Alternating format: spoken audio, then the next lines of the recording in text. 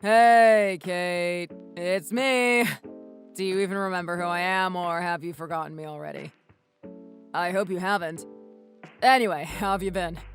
And how is the baby? Is she walking yet? I'm sorry, who is this? I have a short-term memory loss disorder, so I always forget all of the people in my life who do not benefit me. In my opinion, it really is a blessing in disguise for me. Oh, please. Come on, Kate. Stop fooling around. It's not funny. I have something serious that I want to discuss with you. And if you really have forgotten, it's me, John Warner, your ex-husband. You say John Warner? Oh, John! Yeah, I think I remember now.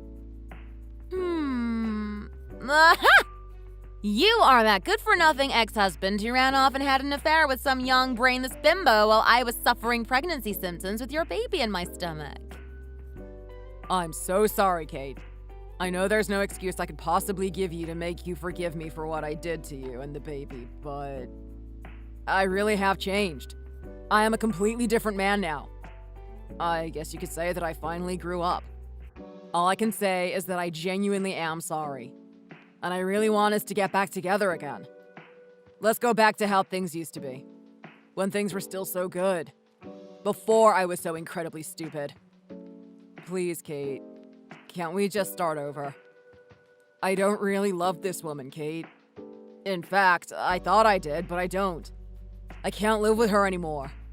I really regret everything. Please, would you think it over? You are really regretting everything now? Well, you can just go on and die of that regret for all I care.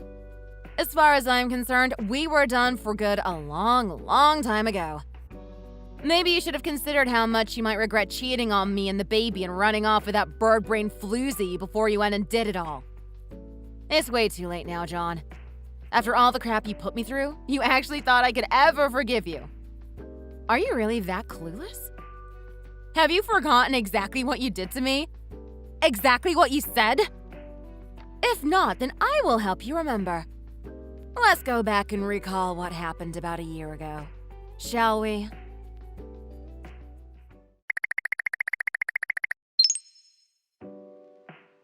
Hey, Kate, I've got a business dinner after work tonight. And it is mandatory, so I have to go. I'll be home late. Sorry I can't eat dinner with you again. Don't wait up for me either. You can go on to bed. Well, I can't eat anything currently due to this friggin' morning sickness anyway. I guess it really doesn't matter at all if we miss eating dinner together again. When was the last time we ate a meal together? Anyway, whenever you have these dinners, they are always at some pub and you always come in reeking of alcohol. I have already told you that smell plus this morning sickness is a really bad miss, John. It makes me feel awful. I'm sorry it probably seems to you like I'm being selfish this time, John. Can't you explain to your boss and skip this one? For my sake. I threw up all day even without eating anything. I think I am really sick. Really? Well, actually, this all sounds like typical pregnancy symptoms to me. Don't pregnant women always puke all day long? It's what you signed up for, Kate. And if you're having such a hard time dealing with a little bit of nausea now, how in the heck are you gonna be able to go through a bit of discomfort while giving birth? And you'll have to raise the kid later, too. Stop overreacting so early in the game, Kate. You're probably fine and just having normal symptoms. This is just how it is. You'll have to endure it for now. But I am serious. And I'm not exaggerating. I am really having a hard time today. I think I might even need to go to the hospital. I feel like I might be getting dehydrated or something. John, please, can't you just understand how I feel and sit this one out? And you have been coming home later and later almost every day, it seems. It's like you married your job, not me. And you know how much I hate being alone. Especially now that I am pregnant. Can't you please just come home, John? Ugh, seriously, Kate, get a grip already. Why are you always such a scaredy cat? If you are that afraid, why don't you just call Sophie? Ask her to go over and hang out with you for the night. Ugh, I do not have time for this childishness. Are you going to get jealous of my work now? Attending these meetings are all a part of networking and keeping good relations with my boss and coworkers. They are very important for a low-level employee like me having a shot at big promotions in the future. I cannot miss these meetings. Not a chance. Do you want me to give up our chances at having a better income in the future? Just because you are feeling a little scared and nauseous today? Do you really want me to ruin my chances at making something great out of myself? That is beyond stupid and beyond selfish, Kate. Fine, whatever. Then go to your stinking business dinner. If that is even what you were planning to do later. And what the hell is that supposed to mean, Kate? I was just joking earlier about you being jealous and all of my career, but... Are you actually suspecting me of cheating on you with someone else? I gotta be honest. Sometimes you sure do give me good reason to. But I don't have the time to even think about doing that. Why? 'Cause I am busy earning more money for you to mooch off of me. Ugh! I cannot believe you anymore! The way you talk lately is as if you're a completely different person. Where did the man I married go? Ugh, fine. Whatever. I'm done discussing this. But could you at least try to change your clothes or something before coming into the house? And try not to get back too late. I'm already having trouble sleeping as it is. I am so tired. I think I might have insomnia, but I don't think there are any sleeping pills I can take safely without infecting the baby. Oh my god. Yes, Your Highness. Fine, you got it. If you are so tired, then stop texting and go take a nap. Jeez, you don't have insomnia. For crying out loud, just stop looking at your phone and scrolling through Instagram all the time. There, problem solved. Ugh, you are such a hypochondriac. Maybe you need to go to the hospital and get treatment for that condition, not pregnancy. And if anything, all of your friggin' whining and worrying is gonna harm the baby.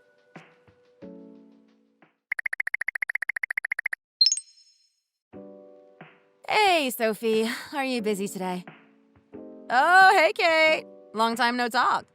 Nope, I'm not busy at all today. Actually, I just finished my university exams yesterday, so I'm a free bird. I'm just hanging out at home right now. What's up? Do you miss me? Should I come over and we can hang out? Oh, let's watch a movie! I know. I'll bring some popcorn. And how about a liter of Coke? Oh, no. No popcorn, Sophie. And absolutely nothing with bubbles. Please. Actually, I cannot even think about food right now. I feel awful. My head is spinning, and it seems like every 5 minutes I'm running to the bathroom. I can't even get up and move without feeling sick. I can't eat anything either. Oh, that's right. They say that early on in pregnancy is when morning sickness is the worst. And it can really beat your butt. Okie dokie. Hang in there for a little bit longer, Kate. I'll get an Uber and be over soon.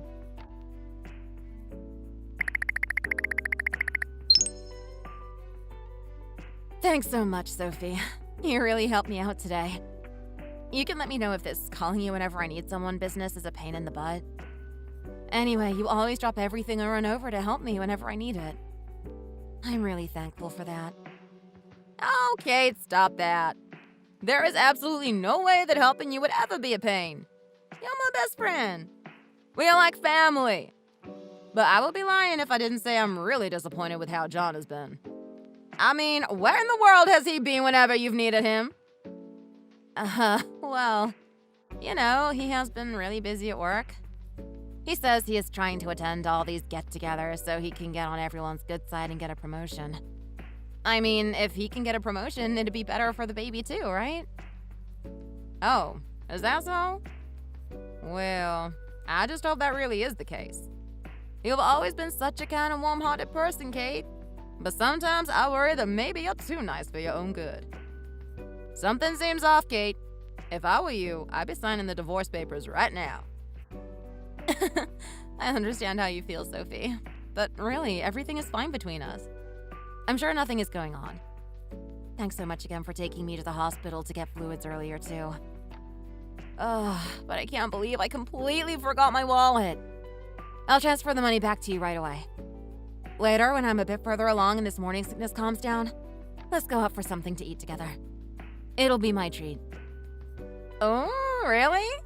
Sure, that sounds great. I'll be looking forward to it. Take it easy for the rest of the day, okay? Talk to you later.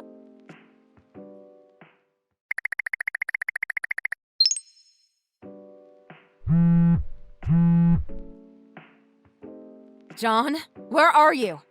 It's past 3 a.m. You said you would be getting home early yesterday. You don't tell me where you are. You don't answer your phone.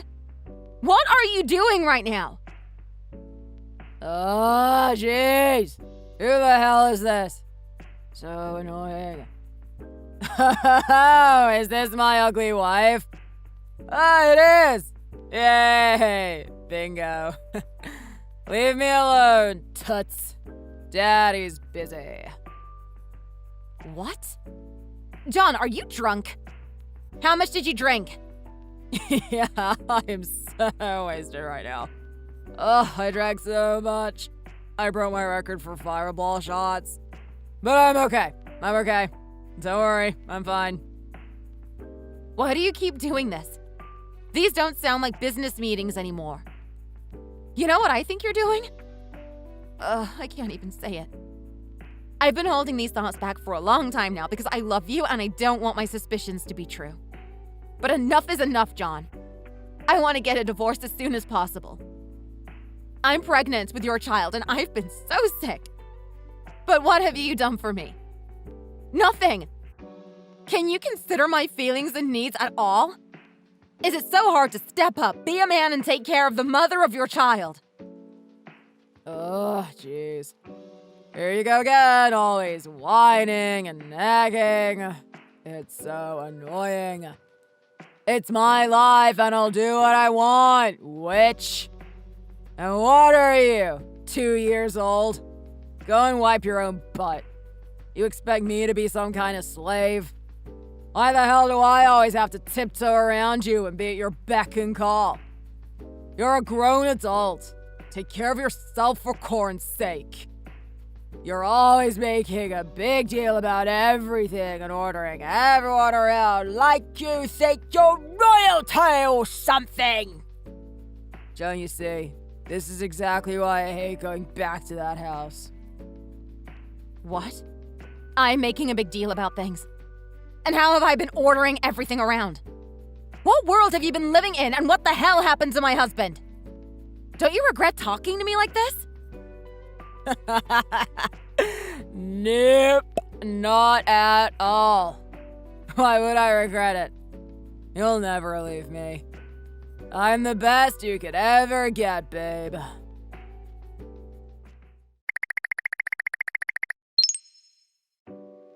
Hi there! Is this John's wife? Yes, but I'm sorry, who are you? Oh, great! I was worried I might have entered your phone number incorrectly. Anyway, it's no fun if I just straight up tell you, so try and guess who I am. What? I really have no clue. Who are you? Oh, come now, that's no fun. I am the one and only, the sexy, young, and beautiful, ever so fabulous, John's girlfriend, Giselle! I'm his number one.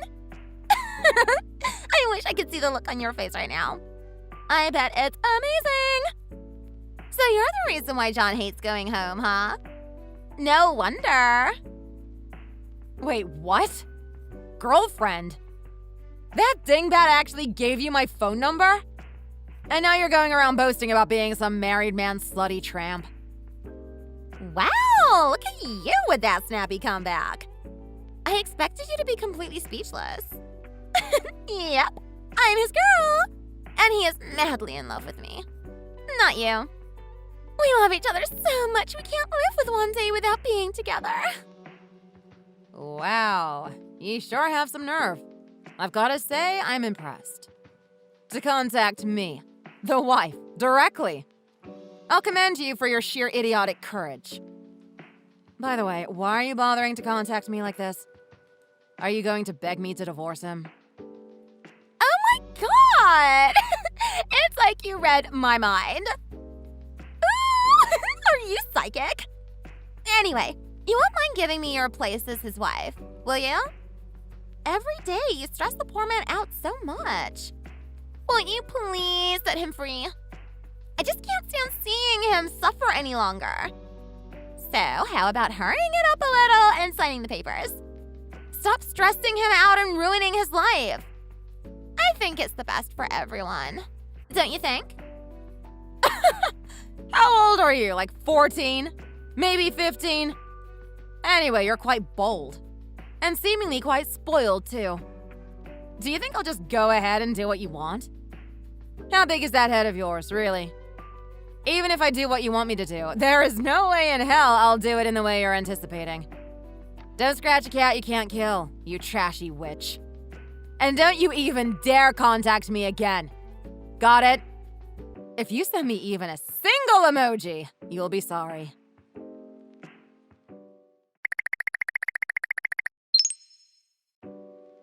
Kate? What's going on? I just listened to your voicemail. I'm so sorry I missed your call. I was hanging out with my mom. You sounded awful. Why were you crying? Are you having bad morning sickness symptoms again? Or is it something else? All you did was cry in the voicemail. I'm so worried. Please give me a call back ASAP and let me know what's going on. Sophie, what should I do now? Kate, what do you mean? What happened? A young girl called earlier. She said that she's been seeing my husband.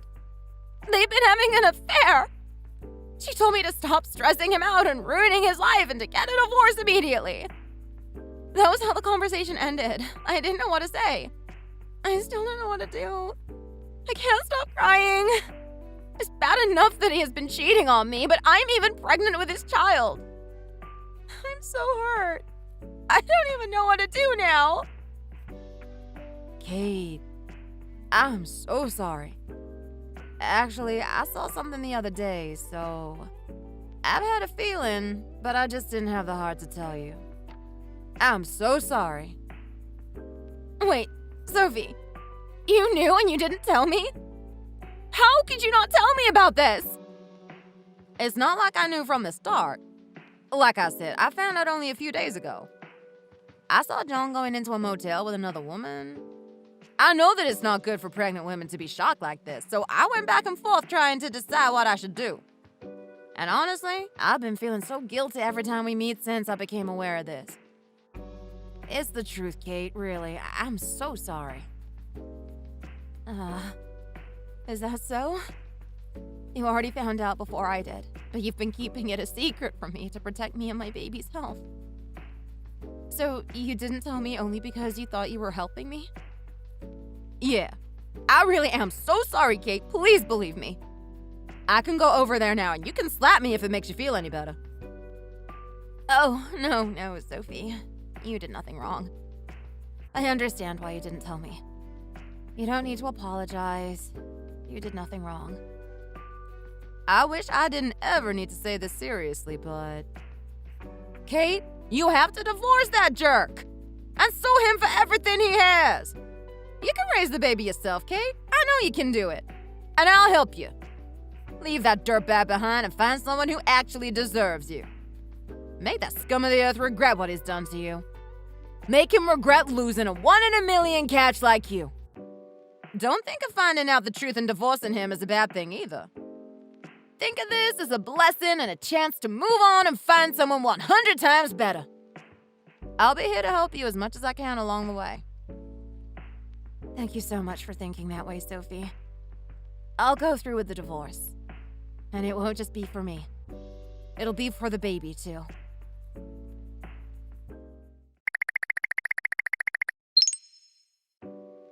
John, are you coming home late again today?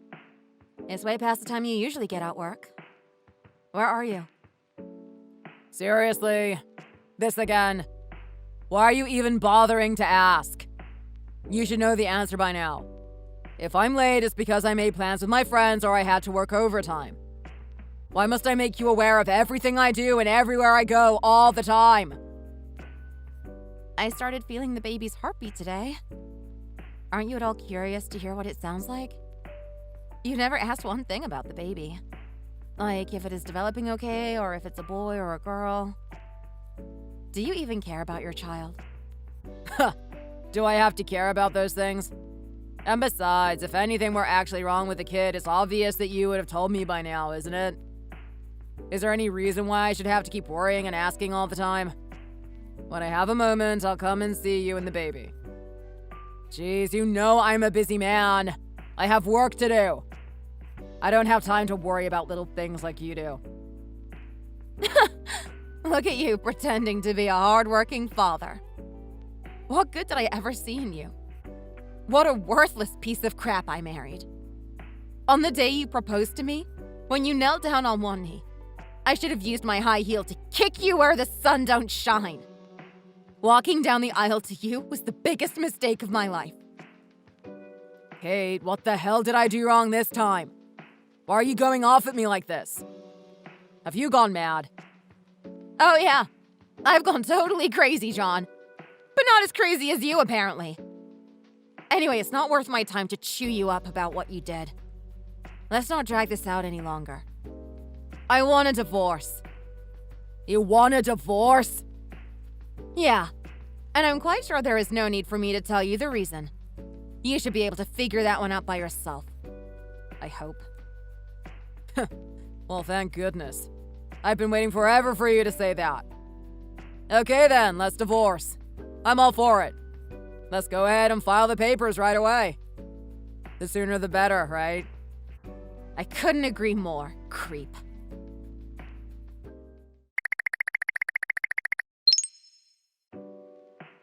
Well, it's really all over now, huh? I gotta say, it feels a little bittersweet. But you're lucky I'm such a nice guy. I'm giving you the house, my savings, and even my stocks. Oh, and I'll regularly send child support. I just hope to God that the kid gets blessed with my good looks. You'll send me a photo or two when it's born, won't you? All the good guys in the world are gone, aren't they? You're proof of that. I've been here suffering and puking my brains out carrying your child while you've been sleeping with another woman. Do you really think you deserve to have anything to do with this child, let alone receive photos of her? Hey, whether you like it or not, that kid's dad is always gonna be me. Are you gonna keep shutting me out like this even after it's born? Okay, fine. I'll send you one out of courtesy. And don't even think about being behind on the child support payments. You better pay them on time regularly. If you don't, I will really take you down. Got it? Okay. Geez, stop being so resentful. It makes you even less attractive. Why are you so bitter? Don't you know the saying? Falling in love is not a crime, Kate. Just accept the fact that you were too revolting and off-putting for me to stay with. I don't know if it'll be possible for you to find anyone better than me, but for your sake, I hope you find someone half as good. Take care, Kate. Oh, I'll surely be living a much better life without you. You good-for-nothing prick! I hope you suffer for the rest of your life with that cheap piece of trash floozy.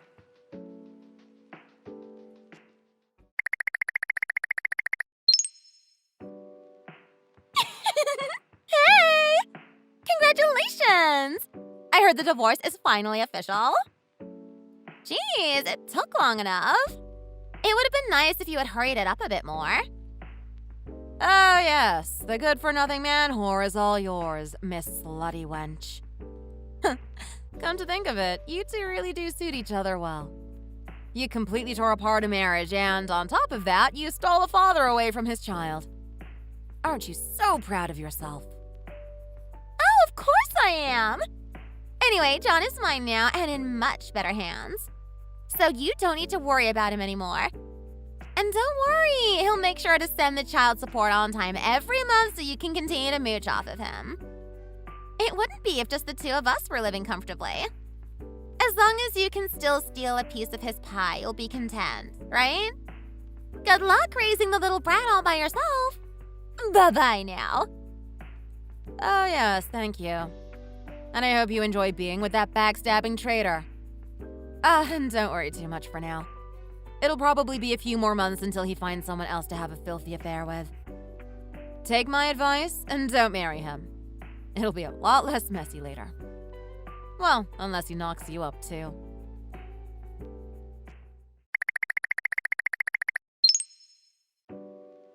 Hey, Kate. The divorce is all official by now, right? How are you feeling? It's not good for you and the baby if you get too stressed out. Please be careful. Hi, Sophie. Thanks for checking in on me.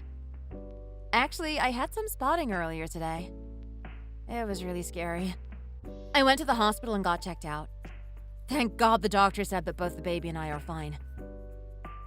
I still feel so bad that I didn't let you know what I saw right away. I feel so guilty. I should have let you know the moment I saw them go into the hotel like that. After all you and your family did for my mom and I back when I was younger, I wanted to always be the one there for you to help you. Keeping the sad truth from you only prolonged everything. If I told you sooner, it would have been better. Sophie, really, it's okay. There's no reason for you to feel guilty about this. Whether I had found out the same day, a few days later, or even a month later, the truth would have all felt the same and the outcome would have been just the same as well. And please, don't feel bad about the past either. Our parents were best friends since high school.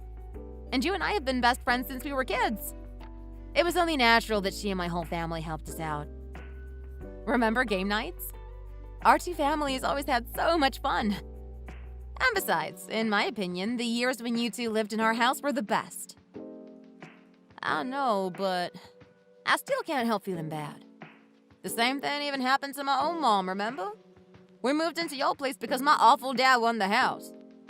I'll never forget how she was so down and depressed for so long. I'm not gonna let that happen to you, Kate. Well, I've got a baby in my belly, but I guess I'm sexy, free, and single now. If I think of my situation like that, I feel a little bit better already. You know what? How about a girls' night this Friday at my place? Minus the booze for now. Alright, see you then. Okay, I'm in. Oh, but I guess we can't pick out like we used to, huh? Sounds good. And Kate, if you ever need me for anything, please feel free to let me know. I'm here for you. And the baby too. Thanks for always being such a great BFF, Sophie. I love you, chica. I love you too, Kate. Oh, and once you're all recuperated from having the baby, let's get you back out there again. We'll find a guy 1 billion times better than that other clueless jerk. I'll always be rooting for you, Kate. You're my hero. Hero? Me? Why in the world do you see me as a hero? Hey, Kate. It took guts to do what you did. You're a super mama already. See you Friday. Does 6 o'clock work for you? Yeah, it does. Thanks, Sophie. See you then.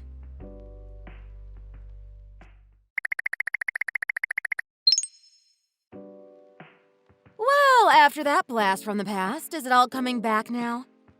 Now that you've been reminded of all the pain and suffering you put me through, do you seriously think I could ever forgive you? You're just as clueless and shameless as ever. I guess some things really don't change. Now stop texting me! I never want to hear from you again! Hey, come on, Kate. The past is the past. You're wrong. Things really are different now. I have changed. I sincerely want to start over with you. I really mean it. Please, let's give this another shot. I know you can't forgive me right now, but can we at least start seeing each other again? I'll wait until you can forgive. Even if it takes 100 years, I'll wait. Please, Kate. Please open your heart again. How about you think it over for a couple of days and get back to me, okay? What do you think you are? Some heartthrob in a rom-com? You didn't think I would fall for that phony crap again, did you? I'm sorry to burst your dream bubble, John, but there's no way we could ever go back to where we were. Not now. Why do you so suddenly want me back anyway? Did that filthy snake finally shed her fake skin?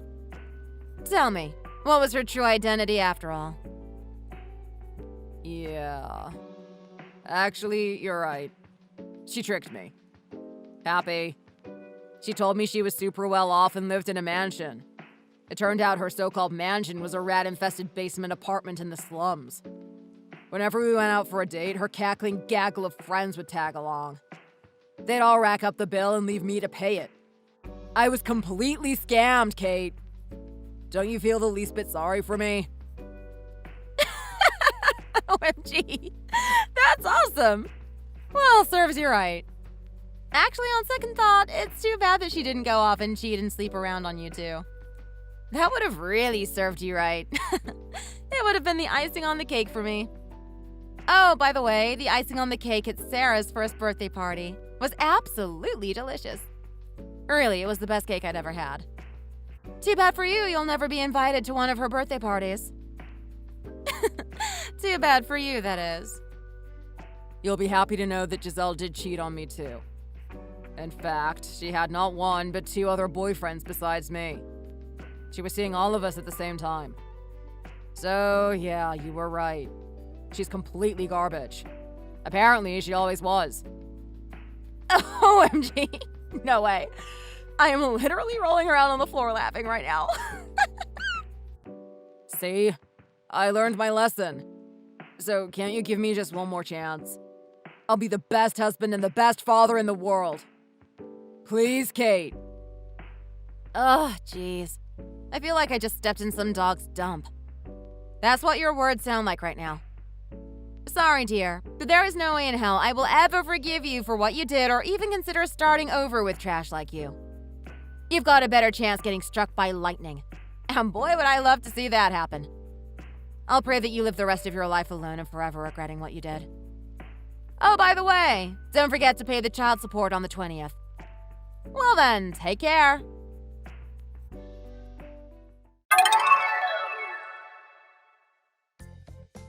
So, were you shocked when that prick came back begging on his hands and knees? Or were you more shocked to find out that he was conned by that filthy bimbo he ran off with? To be honest, I was shocked by neither. The dumbbutt had it coming to him. It was only a matter of time until he realized what an idiot he was for doing that to me and running off with that tramp. I'll be honest though, giving birth and raising a baby on my own hasn't been a walk in the park. But I'm so grateful I have Sophie. That jerk having the nerve to ask me to take him back only ignited my determination to be the best dang mother I can be. I hope that traitor lives the rest of his days regretting what he did. I absolutely could not stand living in that creep's house for long, so I ended up selling it for a nice big check and moving in with my parents. The baby and I are still living with them now, and life is really good here. It's great having my mom around to help me with the baby, too. So, I guess you're all probably wondering what my plans for the future are. Well, from now on, I intend to keep living my life as a sexy, free, and single mom. I am also thinking of going back to school and getting a degree and a good job. Maybe I'll be a social worker or a counselor. Being a multi-millionaire motivational speaker sounds like a good gig, too. I know Sophie keeps saying that she really wants me to find my Superman, but I don't think I need one. I mean, according to her, I'm already a hero, so I can save myself. Hey, babe. How are you feeling? I can't sleep. Just keep thinking about our appointment with you-know-who. My God. I can't believe I'm meeting your parents tomorrow. It doesn't feel real. Feels like some kind of dream. I know, this is the big moment, I suppose. The meeting with the future in-laws. I was in the shower earlier, and it hit me all of a sudden. We are really getting married, aren't we? I can't believe it either. I'm just so happy. I am the luckiest guy in the world. Well, if you're lucky, what does that make me? I'm the lucky one here. But anyway, I wonder if they will like me. I'm feeling really nervous. There's no need to feel nervous. You're always so lovable, so of course they'll love you. Aw, shucks. You're making me blush. You always know what to say, you big softy. Okay, how's this? When we get married, I will do everything I can to make you happy, Erin. I will support you no matter what life throws at us. I'll always shelter you from the rain. What a cheesy line. Won't your arm get tired from holding an umbrella up all the time? I've been working out. My lats can handle it. They better. Although here's hoping you won't need that umbrella and that there won't be too many storms on the horizon. Everything else is fine, so just keep your eye on the prize. We're almost there. I don't need that much to be happy. Just you. And most important of all, be nice to my dad, won't you? Of course, he's a great guy. I remember when I first met him that evening in Tribeca. When I introduced myself, he probably thought I was a real punk and seemed a bit weary at first. But then he eased up and we had a good laugh together. At the end of the night, he gave me his blessing. Maybe the whiskey helped? Look, honey, if your girlfriend's father splashed out on a bottle of 30-year-old Johnny Walker, how can you say no? Yeah, like you needed much encouragement. I'm saying nothing. From his point of view, I'm his youngest daughter, so I guess that's why he was careful in the beginning. There's a special relationship between father and daughter. But to be honest, he's had a real rough time of it. I feel for him so much. So I really want to take care of him even after getting married. I know what you're saying. I can imagine myself going through the same emotion someday. I think when we have kids, I would feel that way about my little girl too. Heck, my parents probably are thinking the same thing. It's not that I don't want to look after your parents or anything. I think it's different for daughters. It's just once girls get married, they end up becoming strangers to their own family. I want to keep being a good daughter to my dad. Of course you do. Anyways, these days, that sort of thing doesn't happen anymore. After we're married, we'll look after your dad and take him out for a nice meal a couple of times a month. And we'll go on trips together, Florida, the Catskills, maybe even Vegas. It'll be fun. Really? That's so thoughtful of you, John. Thank you so much. But don't take my dad to Vegas. He'll get himself in trouble. Don't worry, I'll keep him away from the roulette wheels. But why do you care about your dad so much? Won't your mom feel a bit left out? Of course I love my mom too, but things have always been tough for my dad, even since he was young. You know, I have a lot of siblings, so I always cared more, I guess. It's complicated. Yeah, I remember you telling me about your brothers and sisters. I was a bit surprised when you told me that you have so many. These days, people just have 1 or 2 kids. Way of the world, I guess. But having 5 siblings in the family, that's rare indeed nowadays. I mean, with that many kids, I guess your folks must have a wonderful marriage. Just wait, Aaron, I know we will too. Thanks, John. You're right. Anyway, I better try to get some sleep. I know I am going to be dreaming about tomorrow night. Night, hun.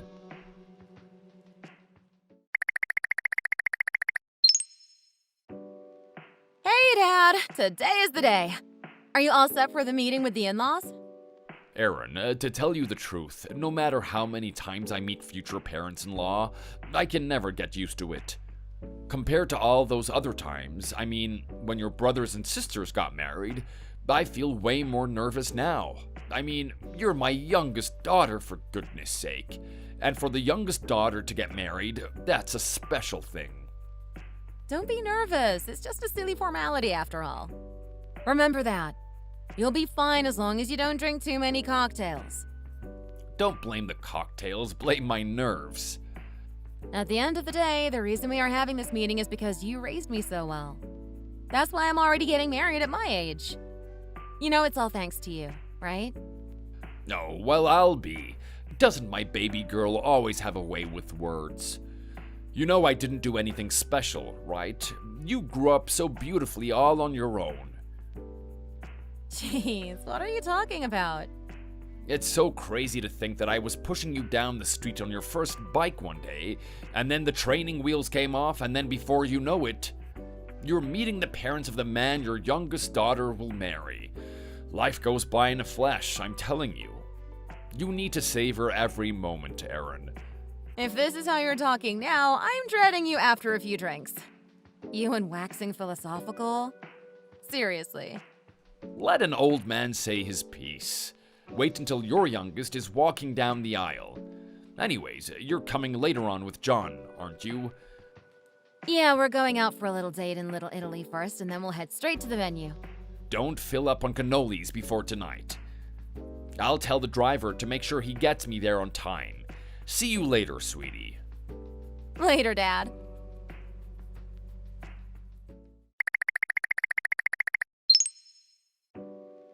Hey, John. I need to talk to you about the other day. I got the feeling that your mom wasn't so keen on me. Am I crazy? Was it because I didn't say hello earlier? What are you talking about? I didn't get that feeling at all. Why these worries all of a sudden? She didn't even make eye contact when we introduced ourselves. And she just kept eating her pasta when my mom and dad were talking. She just gave off a bit of a negative vibe throughout the whole evening. Don't you think? Maybe she was just hungry. Ever think about that? It was seriously good pasta. Don't make jokes! Did she say she didn't like me or something? Just be honest with me. That way I can fix the issue or explain it to her if I need to. It's awkward. It's been a few days and I haven't heard any feedback. It really feels like she doesn't like me. I don't think that's the case. Anyway, I'll ask her and get back to you, okay?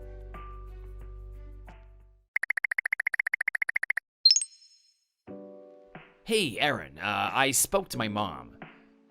What did she say? Does she not like me? Tell me. Unfortunately, she didn't explain the issue to me in detail. It seems like she has something she wants to talk to you about. I don't think it's an issue of whether she likes you or not. It's something else. I gave her your number and she'll send you a message. Send me a message? What is this about?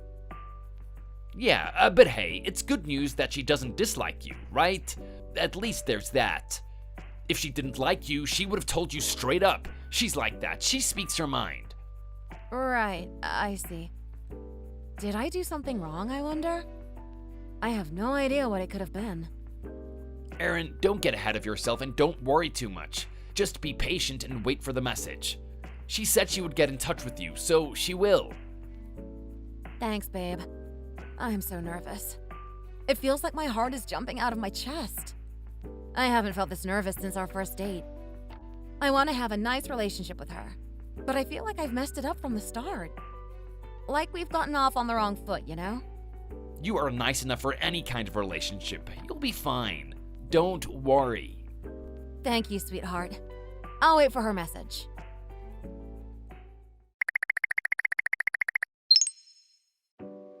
Hi! Sorry, who is this? It's Helen, John's mom. Oh, Mrs. Sinclair, hello. How are you? I heard you would be in touch, but I don't have your number. I didn't save it on my phone. Sorry that I didn't recognize you there. It happens. Anyway, it's not a big deal. There's something more important I have to talk to you about. Yes? It's about your siblings. You know, you don't look anything like them. No resemblance at all. And your parents look like they have a bit of an age difference. They are your real siblings, aren't they? Wow, you're very perceptive. Actually, that's something I was planning to bring up one of these days. Just tell me straight. This kind of thing is important. You're marrying my son, dear. If there is something we should know about, you need to tell me. You can't just hide certain things about your family from your future in-laws. We're going to be family too. You know what I mean? I wasn't trying to hide anything. It's just we didn't get a chance to talk about it. Let me explain. My elder sister is my blood relative, but my elder brothers and oldest sister are my dad's children. Huh? I don't follow you. My dad got remarried to my mom. My eldest 3 siblings are from his previous marriage. Only my sister and I are their biological children from their marriage. Oh, is that right? So how exactly did your father get remarried? My 2 eldest brothers were from his first marriage to his first wife. When she was young, she took ill and unfortunately passed away. Non-Hodgkin lymphoma. My eldest sister is the daughter of my dad's second wife. Things didn't work out between them and they got divorced. And a few years later, he met my mother, they fell in love, got married, and that was that. Then my sister and I were born. My goodness. So it's not a second marriage, but a third marriage. Are you telling me your father got married 3 times? Well, yes. That's correct. Something about this doesn't seem right. I'm talking about your mother here now. There's such a big age gap between them. I wonder, how can I put this? Did your father trade his wife in for a younger model? But I guess you don't know the real circumstances, so they just sugarcoated it and told you it was a remarriage. That's the most likely, isn't it? Pardon me? Think about it. Your mother got remarried too, right? No, it was my mother's first marriage. Look, why would a young single woman end up being someone's third wife? She must have been his mistress, and he broke things off with his second wife. Otherwise, your mother saw her chance and registered their marriage right after he got divorced. That's incorrect. My dad met my mom 3 years following his divorce. My mom isn't the sort of person who would do something like that. Gosh, look at you! What are you so sensitive about? I respect my parents very much. Of course, I recognize that there is a significant age gap between the two of them. They did nothing wrong and no crime or anything like that was committed. They got married anyway, despite the age difference. I'm so grateful to them for all the hard work they put in to bring me up well to where I am today. And I want to follow their example and live just as they do. But to be perfectly honest, Mrs. Sinclair, I am a little offended by these blunt questions. I can't understand someone speaking to me in this way, no matter if you are my future mother-in-law or not. And tell me, dear, what exactly is there for you to understand? That's it. We're done here. Just forget about the wedding. I mean, insulting my parents and hurting my feelings. This isn't the kind of marriage I wanted. My God! How impudent! There's just no talking to you. I'm afraid to say anything now, or you might bite my head off. Please let John know. I don't want him to contact me anymore. Okay. Well, you should know, dear, there are plenty of girls who want to marry my son. There's so many they could fill up a double-decker bus.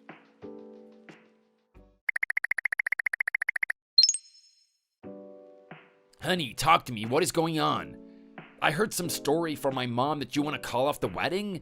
What is this about? Didn't you get the message that I don't want to be contacted? I'm such an idiot. I still haven't deleted your number. What was I thinking? I'm deleting your number, the photos, everything I have of yours. Don't contact me again. Let's just call it a day. Do whatever you want with the ring. I'll deal with my ring myself. What is going on? What is the matter with you, Erin? My mom was just curious about something, that's all. So she asked you about it politely and respectfully, and you flew off the handle? And then she said you wanted to call off the wedding? For God's sake, what did she ask you? Is it really that big of a deal? Can't you just let it go? Look at this. Do you call that polite? Respectful? That's what this seems like to you. On what planet is this in any way respectful? I don't know what to say. Not a day goes by where I do not feel anything but respect for my mother and father. They mean the world to me. They were the best parents to me, and still are to this day. But for someone like this to condemn them, to insult them, it's beyond the pale. I should just grin and bear it? I should just let it go? Is that what you are saying to me? Look, now that I can see the whole conversation in black and white, I can see that my mom was wrong. There is no mistaking that. I recognize that 1000%. But to call off the wedding? That's going too far, Erin. Look, I'm gonna give my mom a piece of my mind, so just cut me some slack and I'll fix it, okay? Just think if you were in my shoes. If my mom contacted you and started snooping around your family history. And if she started making nasty accusations about your mother, would you stand for it? Even if it was done politely and respectfully, it would still be difficult to bear. So how am I supposed to stand this gossipy slander she says to me? About my parents who I love so much. I get it, I do. You're right. I would be the same in your position. My mom was totally out of line. She is just who she is. I'll make it up to you somehow. I don't want to go forward with this wedding. My mind is made up.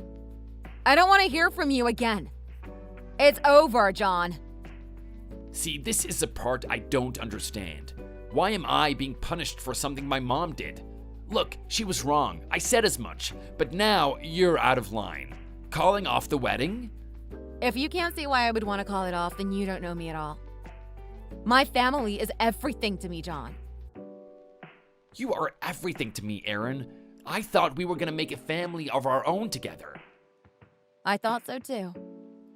Look, if you and my mom don't get along, it can't be helped. You don't need to speak to her. Just smile in the photos and be civil together. You don't understand. A marriage isn't just about two people. It's about two families coming together. I'm supposed to stand up there at the altar and seeing your mom in the pews, knowing that she is judging me, judging my parents?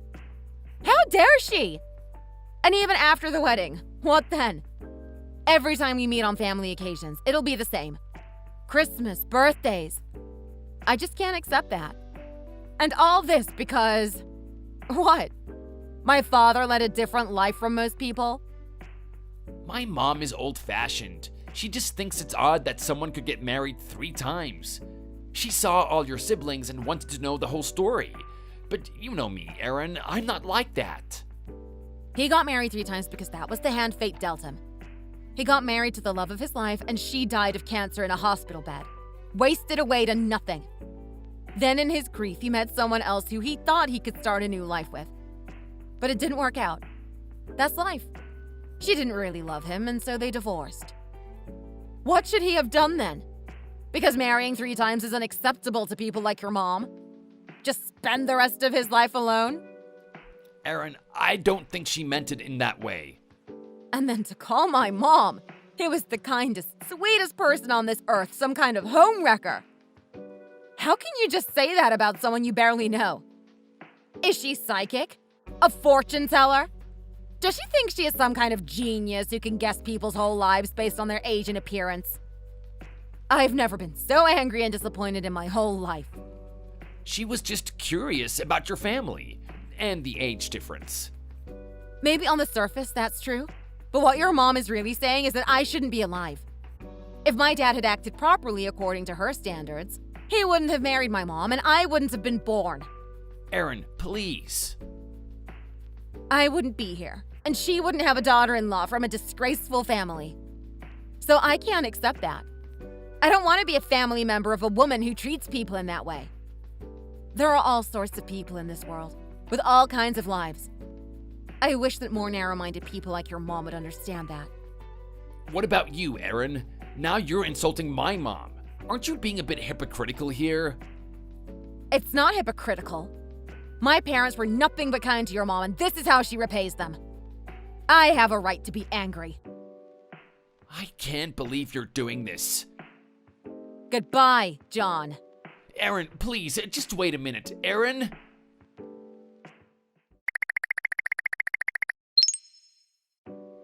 Erin. What's up, Dad? Why are you so quiet these days? You're supposed to be busy with the wedding. I haven't heard from you since the meeting with your future in-laws in Greenwich that night. Oh, yes, that's right. It's been that long, has it? Did you and John have a fight or something? No, it's just... I don't think I will be getting married after all. Maybe it would be better if I just moved back in with you guys. Moved back in with us? What kind of talk is this? I thought your mom and I were going back to our old life before she had kids, you know, when we were a newly married couple. Why do you want to muscle in on us? Muscle in on you? That's going too far, Dad. What are you saying? You know I'm just kidding. You are welcome back here anytime. But what gives? It's a long story. If it's not a big deal, just forgive John, would you? People make mistakes, Erin. Everyone does. Lord knows I have made many mistakes in my life. No, it's not that. The truth of the matter is, John did nothing wrong. It's just we are from 2 different worlds. Different upbringings, different backgrounds, and as it turns out, different values. I don't think we'll be happy if we get married like this. So I think I should rethink my decision. Are you really sure, Erin? I know how much you care for John. Anyone can see it when you two are together. It's just one of those things, I guess. Thank you for always putting me first. Dads always have a soft spot for their daughters, sweetie. As long as you're happy, I couldn't ask for anything more. You're the best, Dad. I love you. I love you too, sweetie.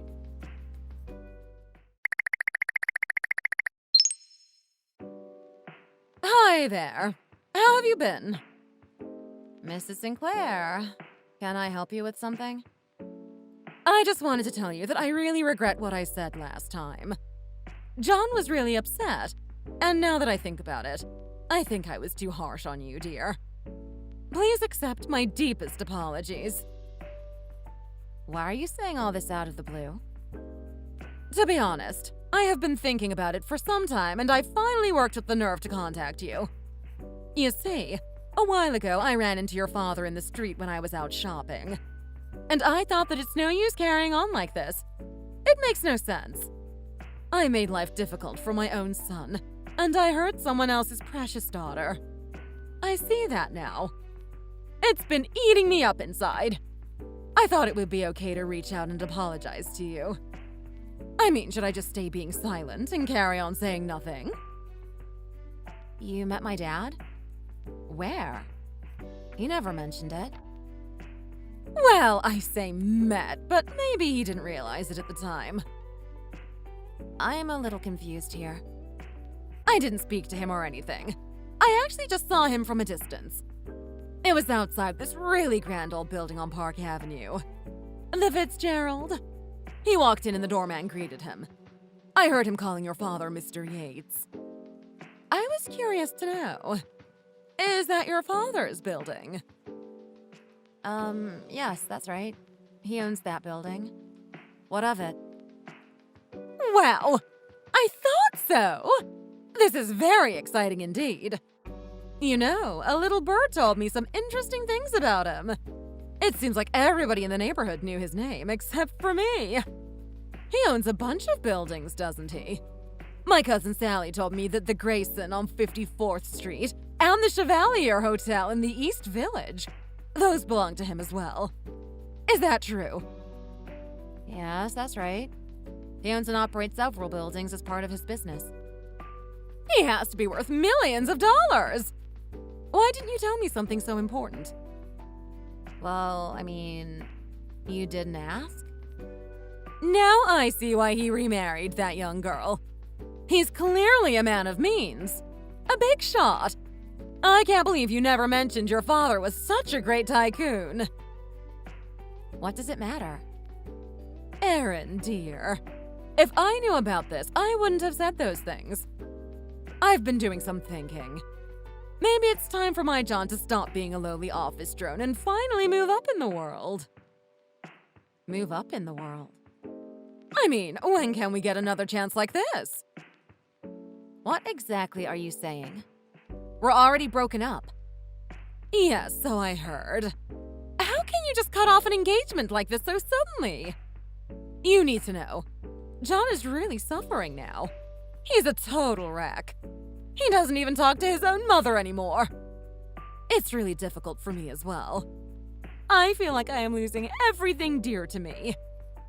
Erin, I am truly sorry for what I said last time. It's not easy for someone of my age to apologize like this. In our day, we had pride, and that pride meant something. So, how about we put it behind us and move forward with the marriage talks, okay? What do you say? Move forward? Why should I? Because you love John, don't you? You and him are meant to be together. Once you're married, you'll change my son's life for the better. I promise that I won't get in your way. I won't meddle, I won't butt in or be a nuisance.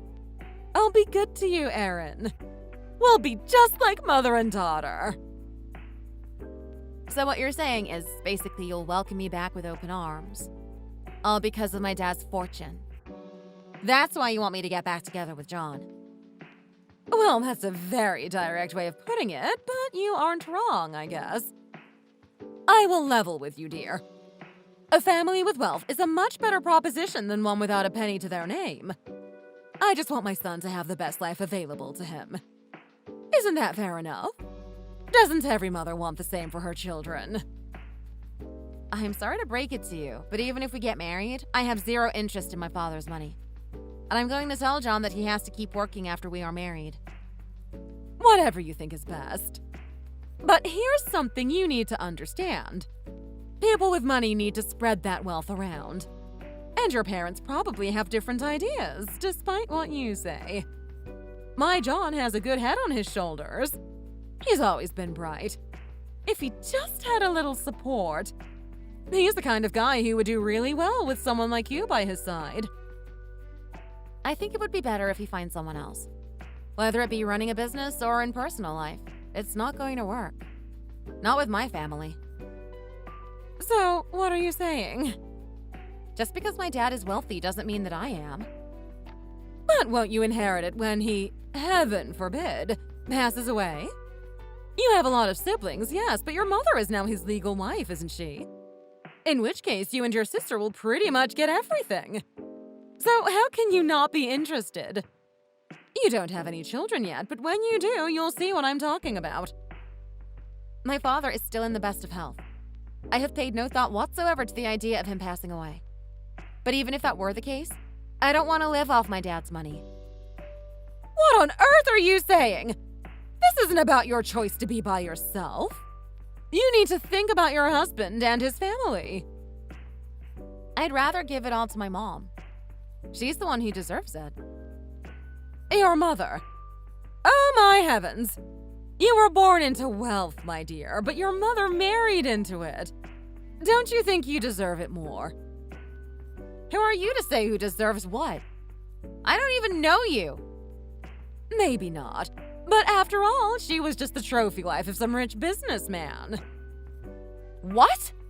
I can't believe what I am hearing. First you call my mom a homewrecker who ruined my father's second marriage.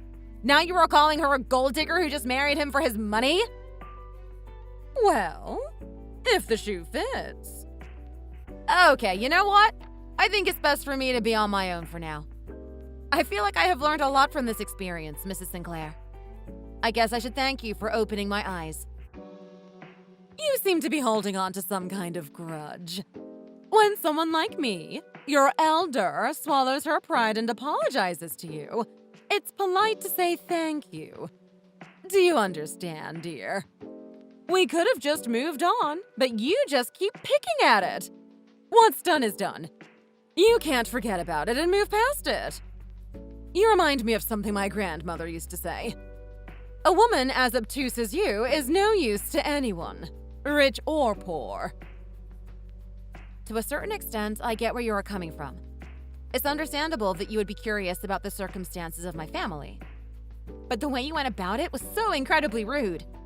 And even now, you only intend to welcome me into your family because of my father's money.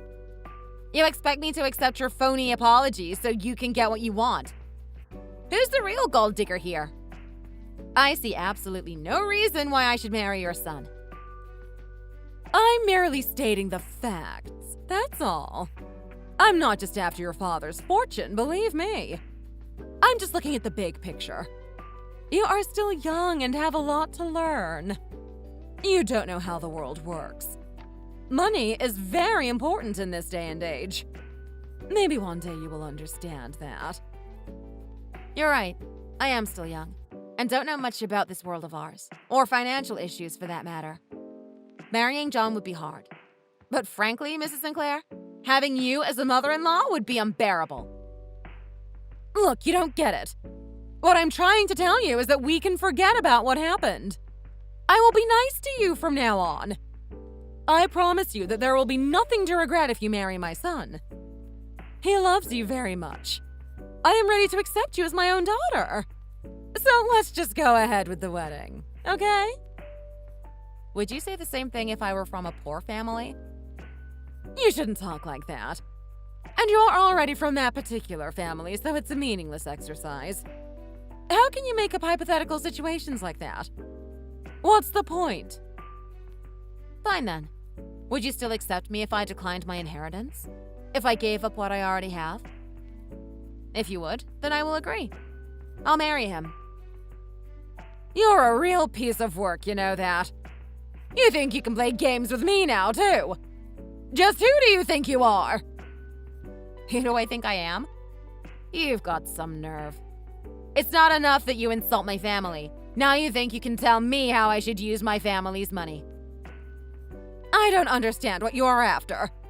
It's like you want to throw away what you have, but you don't want anyone else to have it either. It's madness. You don't want that money? Fine. At least give it to someone who would appreciate it. Someone who could use that money for something good. You're just a spoiled little girl who doesn't know what she wants out of life. What I want is someone who respects my family for who they are, not how much is in their bank account or how many property deeds they have to their name. That's the kind of person I want to be with. John was always nice to me. He was caring and a great boyfriend. The truth is, I did have some reservations about the marriage. I thought everything was happening a little fast, but I thought I could ignore those concerns and go ahead anyway. I see now I was right to trust my gut instinct. You tell John I'm sorry. He was a great guy. I hope in the future I can meet someone like him. I can't tell John anything. He won't return my phone calls. He's blocked my number. I even have been turning up outside his house and he's never at home. This is all your fault. You've caused me to become estranged from my only son. His own mother. My fault. You've brought this on yourself, Mrs. Sinclair. What am I supposed to do now? Beats me. But you will have to find someone else to be your daughter-in-law.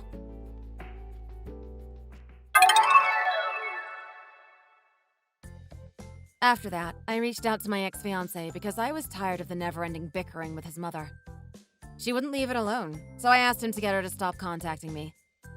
Following that, the messages from his mother finally stopped. John kept begging and pleading with me to reconsider, but I had made up my mind. I love and respect my mom and dad more than anything else in the world. More than any potential husband. I won't have my parents be the subject of cruel gossip, no matter how much I love someone. I could never consider becoming part of a family that allows that. Perhaps I'm being too harsh. Yes, maybe with these kinds of standards, I'll end up alone for the rest of my life. But what's the point of marriage if my partner doesn't love me for who I am and respects my family? Maybe I'll meet a person like that someday. But until then, I will enjoy the time I have with my mom and dad. Nathan, did I ever tell you how good-looking your wife is? She's very much my type of woman. Perhaps you would be willing to lend her to me for one night? Dad, what is wrong with you? I can't believe that you would even suggest something like that. Don't look at Michelle in that way. It is disgusting. What's the problem? I just find her really attractive, alright? Maybe I can hire her to be my secretary. Oh, don't be ridiculous. You already have 2 other executive assistants who work for you. I'm quite aware of that, but those 2 are just secretaries to handle all of my business matters. I was talking about hiring your wife as my personal secretary for after business hours, if you get what I'm saying. What? I seriously don't understand where you're getting these outrageous ideas from. Do you actually know what you're asking for? I'm not just asking. I've always gotten what I've wanted, no matter how far-fetched my desires were. Whether it was through hard work or strong demands, I've never let anything or anyone get away from me unintentionally. This is how I've grown my company to what it is today. I take what I want, and everything I want eventually becomes mine. But so what? It has nothing to do with my wife. Oh, don't be so tight-fisted. I just want you to lend me your wife for one night. It's not like I'm gonna keep her forever. Do you honestly know what you're suggesting? What about Mom? How can you think about another woman when you're already married? You're kidding me, right? Why in the world would I want to spend decades with just one woman? She's gotten all wrinkled and flabby over the years. I hardly even see her as a woman lately. I have desires that need to be fulfilled, and she no longer satisfies those needs for me. Of course, I'm gonna need a lover or 2 on the side. But I always thought that you and Mom had a good marriage. You always seem to get along with one another really well. Why do you even think I started this company and worked so hard to earn all this money? It's so I can be a sugar daddy to a young and beautiful woman of my choice. I never imagined that was the reason. I've always looked up to you as a respectable, hardworking man who was passionate about his work and family. Well, if you have any intention of taking over this company after me, you should start learning how to have a lover or two on the side. That's not really something I'm interested in. I vowed to love Michelle for the rest of our lives when we got married. I don't plan on being unfaithful to her. But that is besides the point. How could you do something like that to Mom? And just imagine how devastated she would be if she found out. Don't worry, that woman already knows about everything. Are you serious? Yeah, and besides, she's just after my money anyways. At least she knows better than to say anything about it. Otherwise, she's no better than a helpless, stupid old hag. How can I even reply to such a horrible comment? It really breaks my heart when you talk so poorly about Mom. I wish you would stop. When are you gonna stop being such a mama's boy? Aren't you embarrassed for yourself? When I was little, you were hardly home since you were always so busy at work. But Mom was always there to play with me and keep me company all the time. What is wrong with showing my appreciation to her? She basically raised me on her own since you were never around. Oh, don't be ridiculous. She doesn't need to be praised for doing what was already expected of her. Fine, but going back to the original discussion, I'll let it go as just a joke that you really were trying to hit on my wife. More importantly, there's a major contract that's about to close. Shouldn't you be more focused on that? Instead of sleeping around with other women and betraying Mom like that? Oh, I'll leave the rest of the contract in your hands. You can take the credit for closing that deal. No, you can't just pass it along to me like that. I already promised the client that our CEO will be joining for the final discussions before they sign off on it. I am not going. There's nothing left to discuss, and I don't have the time to watch anyone sign some stupid papers. There's a woman that I'm trying to seduce now, so I'm pretty busy. This isn't time to be joking around. If we close this deal, it'll be worth more than $5 million.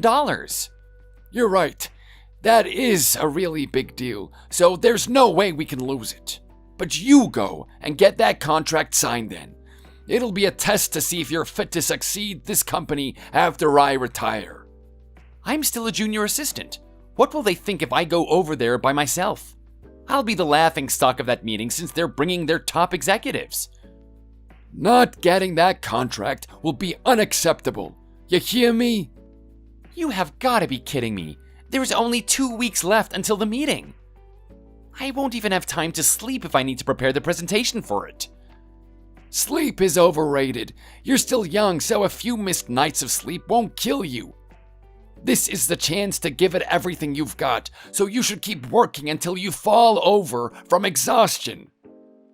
I don't know if I can do this. Keep in mind that I want to retire as soon as I can, while I'm still young enough to entertain a few more beautiful women. So don't take too long to get on your own 2 feet. I am counting on you to take over this company sooner rather than later. But you better not ruin what I've built up until now. Some CEO you are. You only care about yourself.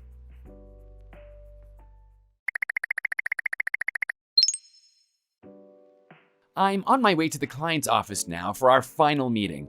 I'll let you know the result after we finish. Sounds good. By the way, Dad, where are you now? I stopped by your office earlier, but it didn't seem like you were in. I'm in Hawaii right now, staying in the honeymoon suite with your wife. I'm just enjoying a little taste of her, but don't worry, I'll give her back, so just stay put for a few more days, okay? Hawaii? But Michelle should be visiting her parents in Michigan right now. Well, that's obviously a lie, isn't it? Because she's here with me right now. You're lying. I told you the other day that there was a particular woman that I was trying to seduce, right? But I didn't actually think that you were serious about Michelle. Well, you thought wrong then. I always get what I want, and I'll use whatever means I need to get my intended prey. You're insane. I've never heard about anyone who even thought about seducing their own son's wife. Where's the fun in doing only what ordinary people do? I was just trying to provide a little excitement for the both of us. But you forced her to accompany you, right? I'm sure Michelle was unable to refuse the demands from such a selfish and arrogant father-in-law. She had no choice but to follow along, right? Nope. As a matter of fact, she came along quite willingly and seemed pretty excited about this trip, if I might say so myself. What? That can't be right. Michelle was always at home, and we never had any problems with our marriage. She seemed pretty happy with our current lifestyle. Well, I took her out shopping in the middle of the weekday and brought her a high-end designer bag. But that's about all it took to have her wagging her little tail for me. Oh, she's an easy bait, and now it seems like I have her at my beck and call. That doesn't seem anything like her. I still can't believe that you're telling the truth. I guess she had you fooled then. Too bad you failed at choosing the right kind of wife. But this is just a spontaneous vacation and nothing more than that, right? You haven't actually done anything with her. Oh, you must be an idiot if you think that two grown adults of the opposite sex won't do anything with one another during an overseas rendezvous. I told you that we're staying in the honeymoon suite of an exclusive resort in Hawaii, right? Did you really think that we're just here to enjoy the view from our private balcony? It's impossible. How could Michelle even betray me like that? I always thought that your wife had a really nice figure, but now that I can see it up close and personal, I find her even more desirable. It almost isn't fair that she has to be your wife. She's much too well endowed, if you know what I mean. The firmness of her young body, there's no way that I can go back to your old, wrinkly mother now. Forget that unattractive wife of mine. Michelle can be my new wife from now on. You'll let me have her, right? What are you talking about? Do you even know what you're asking for? I've said this before, but this isn't a request. It is the CEO's orders. You may be my son, but you're still one of my employees. And as your boss, I am demanding that you follow my orders. Don't be ridiculous. You better watch your mouth, young man. That is no way to speak to your CEO. Think about your position. I only intended to inform you that I was on my way to close out our business deal. Why did you have to drop this bomb at this timing? As the future president of this company, you need to learn how to keep your business and personal matters separate. This isn't the time to be feeling sorry for yourself. Put your emotions in your back pocket and be like a barracuda in front of those executives. Your job is to go get that contract. Do you understand? How do you expect me to even focus on this business meeting, knowing that you're possibly violating my wife? So far away. I can't go through with this. If you can't do it for yourself, then do it for the sake of our other employees. Their well-being lies at the hands of this deal. Don't tell me that your wife's little affair is gonna make you abandon your responsibility to this company. That's not what I'm saying, but still. Don't act like such a stupid, spoiled child. Go and do the job that you're being paid to do. On the other hand, I'm on my way to enjoy some poolside entertainment along with your wife. Did I ever mention that your wife is pretty good at what she does? She kept me more than satisfied all last night. That's enough already. I don't want to hear any more of this. I find this situation even more exciting knowing that she's your wife. And that she chose to be here with me. You scumbag. You're absolutely disgusting, and I will never forgive you for this. Call me whatever you want. They're just words anyway. And even if you wanted to throw a punch at me, you can't because we're across the ocean in Hawaii. It's not even worth punching your face in. You're just a worthless piece of scum. It's what I've been saying all along. There's nothing that I can't obtain if it's something that I really desire. Whether that's money, woman, honor, position, I mean everything. It's all mine if I want it.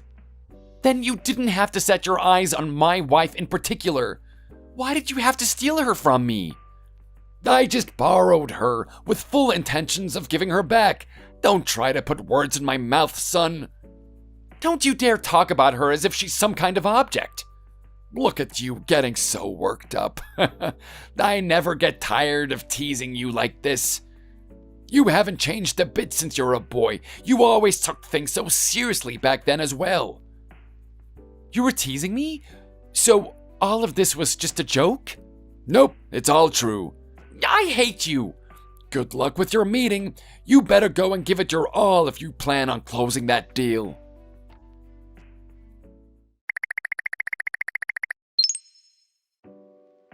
I hate to tell you this, but I couldn't stop myself with just a taste of your wife. As a matter of fact, I enjoyed every last bit of her delicious body, and I'm completely satisfied now. Is that so? My phone completely crashed after our last conversation, and I just got back from getting it repaired. So, how did that deal go? We were able to successfully close on that deal. Ah, that's great news. You did good, son. I am so proud of you. I'm planning on checking out of here tomorrow, so I'll be back in the office by the following morning. I'm looking forward to hearing all about that meeting when I get back. In that case, I'll be waiting for you at our son's grave. What the heck? Who is this? This is your wife, Terry. What? Why are you replying from Nathan's phone? Because he's gone now. He passed away.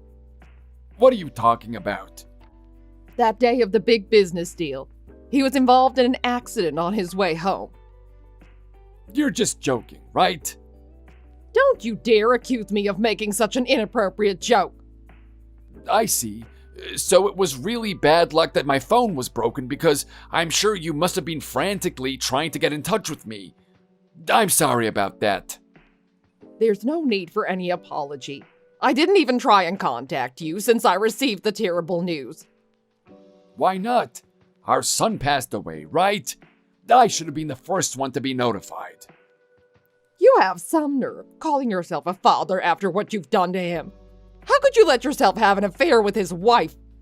It's truly unforgivable as a parent. You knew about it? I found out from Nathan himself. I was completely shocked and couldn't believe what I was actually hearing at first. Then you should have contacted Michelle right away. Her phone was working perfectly fine. It's all your fault that I wasn't able to attend my own son's funeral. Why didn't you let me know? You and that lousy daughter-in-law of Al's hardly deserve to be at Nathan's funeral after the way you two betrayed him. But you know all about my previous affairs with different women. Why is this any different? Oh, I know. And I've let it go in the past, convincing myself that it was a disorder that you couldn't control. But this time is not the same as all your other affairs. You made a move on your son's wife. What were you even thinking? Oh, it wasn't anything serious. I just wanted to get a kick out of Nathan's reaction to it. This is not a joke, so don't act like it wasn't a big deal. You have no idea just how much your actions hurt him and drove him to despair. It's your fault that he was involved in that accident in the first place. How could it possibly be my fault? I wasn't even there when it happened. You don't know this, but Nathan ignored a red light and drove straight toward the intersection into oncoming traffic. What? Luckily, the driver of the truck that hit Nathan's car was uninjured, but there's just no way that Nathan would ignore a red light on purpose. He was such a careful driver. Unfortunately, he was completely devastated after hearing about you and Michelle's relationship earlier that day, so he was too distracted and wasn't focused on his driving. Nathan? My son! Are you satisfied now? Absolutely not. This wasn't the outcome that I had intended. You have to believe me. But now you can have Michelle all to yourself since Nathan is no longer alive. Isn't that what you wanted from the beginning? To steal her away from your own son? I have no interest in keeping a woman that would betray my own son so easily. I wouldn't be so sure. Weren't you the one who seduced her? Nathan told me everything about what you were doing. Like I said, it wasn't serious. I just wanted a small taste, and then I was satisfied. I had no intention of keeping any kind of relationship with her. Then you never should have laid your hands on her in the first place. Oh, shut your mouth. You're in no position to tell me what I can and can't do. Who do you think earns all the money so that you can keep your luxury lifestyle? Don't be so bossy, like you actually have any right to talk to me like that. It won't be much longer until those exact words are thrown right back at you. What do you mean by that? I spent so many sleepless nights just thinking about how I could possibly avenge Nathan's grudge towards you. Don't make me laugh. What kind of revenge could you possibly come up with? A hostile takeover of your company. I'm going to initiate a bid to acquire everything that you've built up over the years. What? I'm going to buy out more than half the company's stock and kick you off the board of managing executives. Don't be ridiculous. Where exactly are you planning to get that kind of money?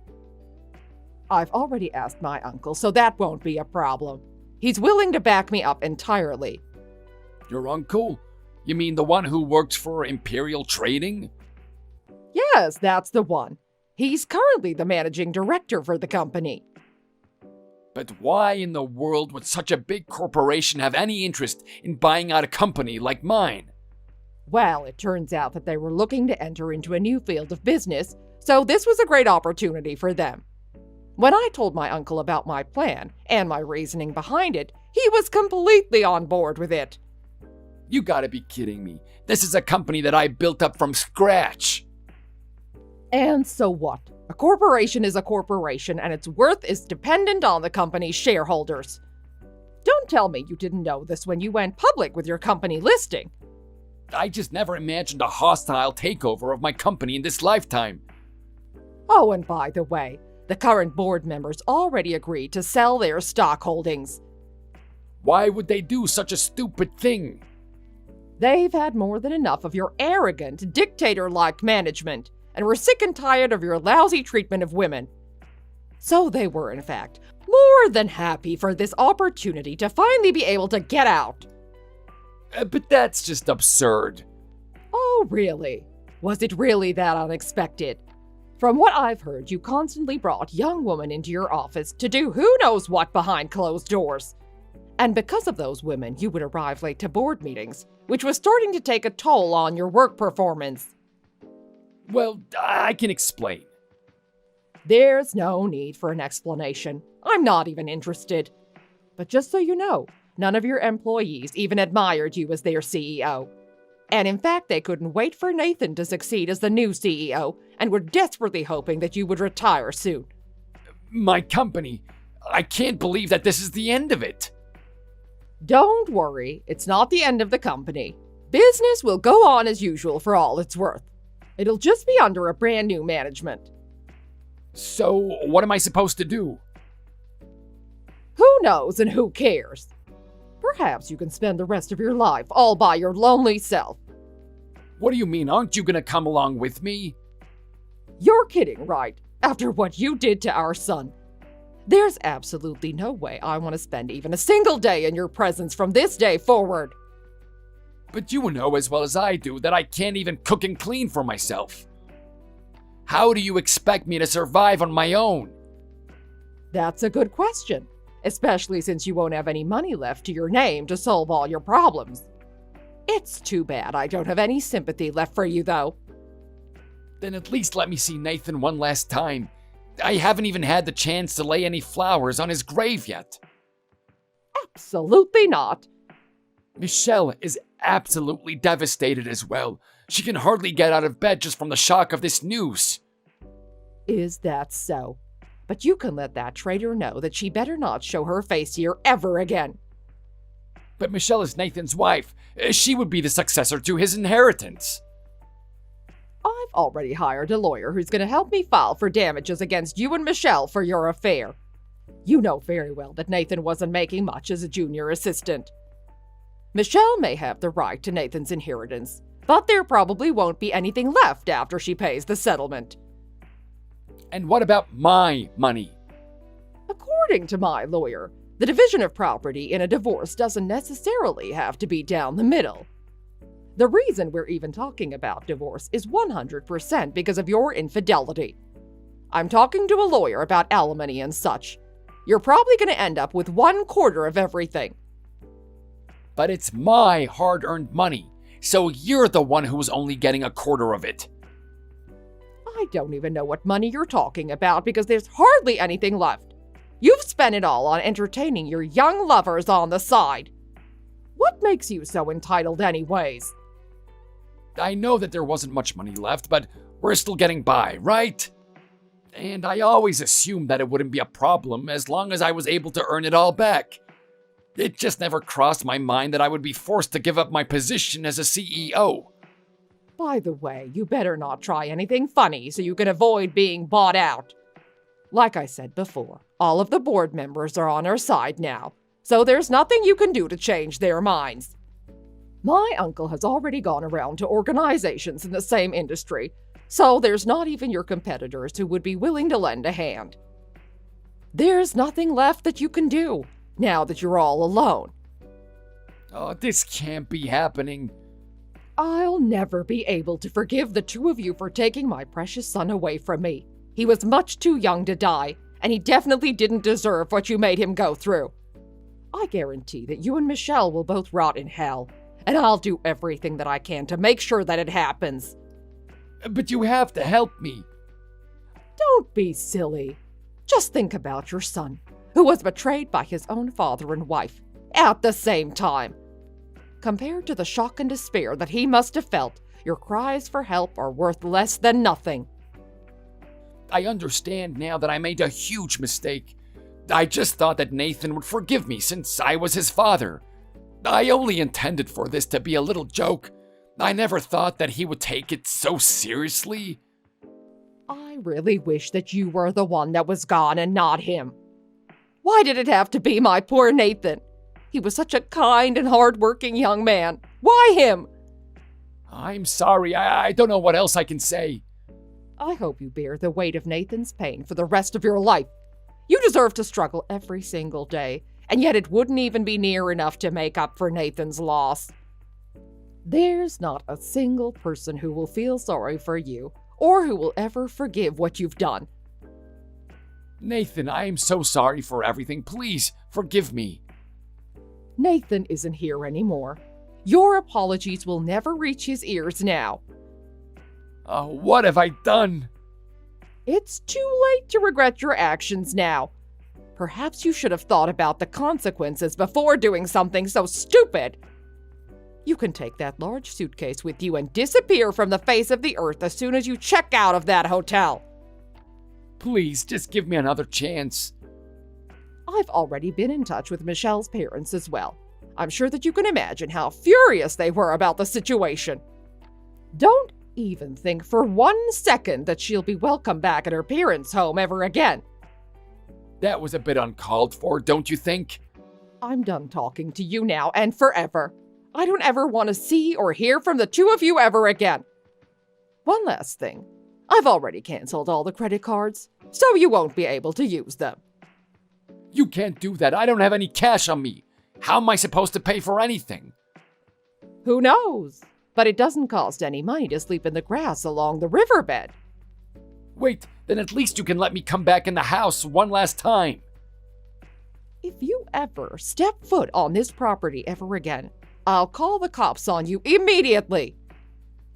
How can you be so cruel? We're still family, right? Legally, we're still married, yes, but a marriage certificate is nothing more than a sealed piece of paper. But effectively, I consider myself as no longer being married. If there's anything else that you have to say, then you'll have to contact my lawyer directly. Terry, wait, please. You can't betray me like this.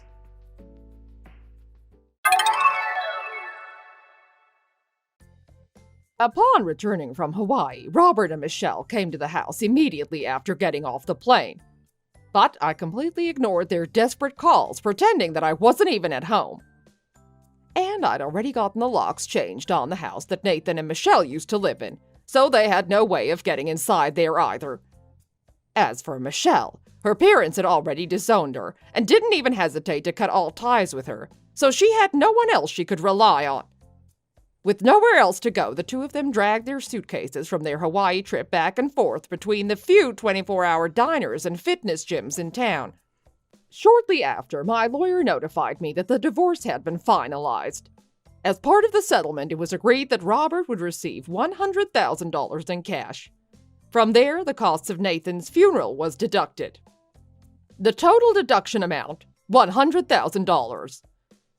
So I ended up kicking him out of the house with not even a single penny left to his name, and it served him right. I made him sell whatever shares of the company's stock that he still held, so his ties to the company were completely cut off. I heard that him and Michelle rented an apartment and were living together, but it wasn't long before Michelle moved out, after she found a new man that was able to support her financially. Left all alone in the tiny one-bedroom apartment with no money, no woman, no family, Robert finally realized how worthless he had become. He lost everything that he should have been proud of, but unfortunately there was no way to get any of it back now. As for Robert's former company, it seems to be off on a good start under the new management. We can only hope for its continued success, but I'm not too worried about it now that it's in better hands. We were finally able to lay Nathan's ashes to rest the other day. Nathan, my sweet boy, your father wasn't always that selfish and arrogant. Perhaps if I'd kept a tighter leash on him, he never would have been running after all these women. I'm sorry that I wasn't able to foresee all of this. I'll never be able to forgive myself for not being able to prevent this outcome. You were taken from this world much too soon. But when I close my eyes, I can hear you reassuring me that it's not my fault. Your kindness is the only saving grace that keeps me going every day. But don't worry, it won't be too long before I join you up in heaven. When we meet again, I want to make sure that it will be with a big, satisfactory smile on my face. So to keep my promise, I'll live the rest of my life to its fullest, enjoying everything that I can so that I can share those experiences with you when we're together again. Hey, Mia, I've decided to get married to your little sister Maddie. I no longer want to stay married to you. Goodbye. Ryan? What did you just say? You're just joking, right? I'm not joining at all. Maddie is currently pregnant with my child. I'm so happy that I'm finally going to become a father. I've been looking forward to this moment for such a long time. I can't wait for the moment when I get to hold my own daughter in my arms. Wait, hold on a minute. I'm struggling to process everything that you just told me. I have no idea what to even say to you right now. Why are you sounding so angry? This is great news for me. I'm gonna be a father. It's not good news at all. So you're telling me that you've been cheating on me with my own little sister? I guess that's one way you could say it. What other way is there to say this? It's pretty clear that you've cheated on me. I can't believe that you even managed to get her pregnant. I wasn't cheating on you. It's just that I finally managed to find the person I was destined to be with. It wasn't you in the end. It was Maddie. She was the one that I was meant to be with. Are you an idiot? What you did was a textbook example of cheating. I don't care what happened in the past anymore. Anyway, I want to get a divorce from you. I also want you to move out, if possible. Did you really think that I would accept all of this and just move out? You have no right to decline this divorce. It's kind of your fault after all. I had to do this because you weren't able to get pregnant. There's something seriously wrong with your body. Oh, don't make assumptions like that. I went to the hospital to check if there was a reason I'm not pregnant. They told me that there was nothing wrong with me and that I was perfectly fertile. I told you this so many times. I don't care what the doctors told you. You didn't manage to get pregnant even after being with me for such a long time. The hospital must have messed up or something. How do you know that you weren't the problem? I might not have been able to become pregnant because of you. There is absolutely no way it is my fault. I am very confident about my skills in bed. It's definitely your fault. I can't believe that you're trying to blame this on me. Oh, you're disgusting. I can't believe that you're saying that about yourself. Are you getting jealous of me because I'm going to become a parent? It's a shame that you're never going to be able to have your own child. You're really starting to annoy me now. You can say what you want about me. I'm really glad that I managed to find a younger woman than you. I'm glad that I could escape from a 40-year-old grandma like you. Maddie isn't that much younger than me. What you're saying makes no sense. She's only 39 years old. If you round down her age, she's basically 30 years old. That's 10 years younger than you. What kind of calculation is that? Who rounds down to 30 from 39? Oh, you really are a huge idiot. She's only 1 year younger than me. I really can't be bothered to argue with you about this. I have better things to be doing. I've already told you what I wanted to say to you. I'm gonna marry Maddie and start a lovely family with her. We can't wait for our daughter to be born. She's gonna be called Love Angel. What? We decided that she's gonna be called Love Angel. We named her that because we're gonna love her and she's gonna be such a cute angel when she's born. It's a beautiful name, right? Oh, you guys are crazy. I think there's something seriously wrong with your brain right now. Let's talk about all this once you've calmed down a little. What are you talking about? I am very calm right now. I wouldn't be able to think of such a lovely name if I wasn't calm. Oh, I've had enough of talking to you right now. Would you hurry up and come home so we can talk about this face to face? I'll also make sure to pour a bucket of cold water on you so you can finally decide to wake the hell up. Actually, I'm not going to be coming home until you've moved out of the house. Well, I'm not going to move out until we've talked about this face to face, so you better start coming home right now. I know that you don't want to accept the reality. I can understand why you would want to stay with me. A 40-year-old grandma like you isn't going to be able to find another man to marry. I don't want to stay with you at all. I just want to talk things out face to face. I'm sorry, but there is no way you're going to be able to stay with me. Maddie is pregnant with my child. She's the one that's going to be living with me from now on. You should give up and just move out. I'm telling you that we need to discuss a lot of things, even if we're going to get a divorce. Stop making excuses and get out of my house. You're an ugly piece of trash. I don't even want to see your face anymore. You're a complete failure that can't even get pregnant. You're also so old that I don't find you attractive anymore. Why are you insulting me like this all of a sudden? I thought that you would want to get a divorce from me once I insult you this much. Oh, you really are so pathetic. We're not children anymore. We have to talk this out like adults. I want a divorce from you. Enough said. I want a divorce now. No more discussion. Now you're becoming even worse. Aren't you a full-grown adult? Divorce. Divorce. Divorce. Do you know this word that I just spelled out for you? Oh my god, I give up. I'll do as you say then. You want to get a divorce, right? Yes, that's what I've been saying. You can't take it back now. We're definitely getting divorced now. You can't come crying back to me later, okay? This is a final decision. There's no way I'm going to come crying back to you. I'm gonna bring back divorce papers for us to fill in. Make sure you get out of the house as soon as you sign it. So you're telling me to move out today? There's so much that we need to talk about. What are we going to do about all of our shared belongings and savings? What about the divorce settlement and alimony you're going to pay me? I have no intention of paying or giving you anything.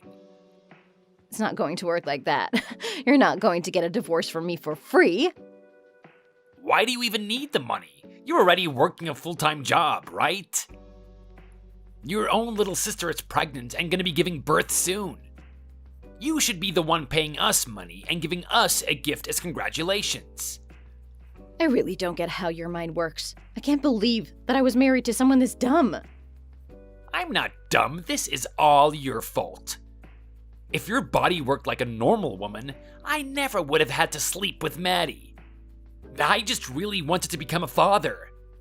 It wasn't possible for me to achieve my dream with you. You should be complaining about your own body. My husband, Ryan, came back to the house with a paintball gun in his hand. He told me that he would shoot paintballs at me if I didn't sign the divorce papers. That's when I realized how crazy he had become. I just decided to do as he says, as I had no idea what he would try to do. I signed the divorce papers and handed it to him. After receiving the divorce papers from me, he proceeded to shoot the paintball gun at all my belongings and clothes. I was really scared and grabbed a few of my most important belongings before running away from the house. As I was leaving the house, a company that replaces door locks was already working on changing the lock to the front door. I realized that I would no longer be able to enter that house ever again. A few days later, I hired a lawyer so that we could discuss how we would split our joint savings and how much compensation fees he would have to pay me. However, both Ryan and Maddie decided to ignore me and my lawyer completely. They had already terminated the contract of the house we used to live in and had disappeared completely. Me and Ryan were actually saving up to build a house for our family. We had saved up around $250,000, but he has taken all that money and just disappeared. I was married to him for 12 years. Oh, I really can't believe how this marriage came to an end. I'm already 40 years old, so I was planning to spend the rest of my life with him. I think that this is one of the worst ways a marriage could end. I was so frustrated with what he had done to me. However, I realized that I had to move on. I tried to forget about what he had done to me completely. I wanted a new start in life, so I decided to move very far away. I was planning to try forget about this horrendous marriage completely. However, I suddenly had an opportunity to get revenge on Ryan and Maddie out of nowhere.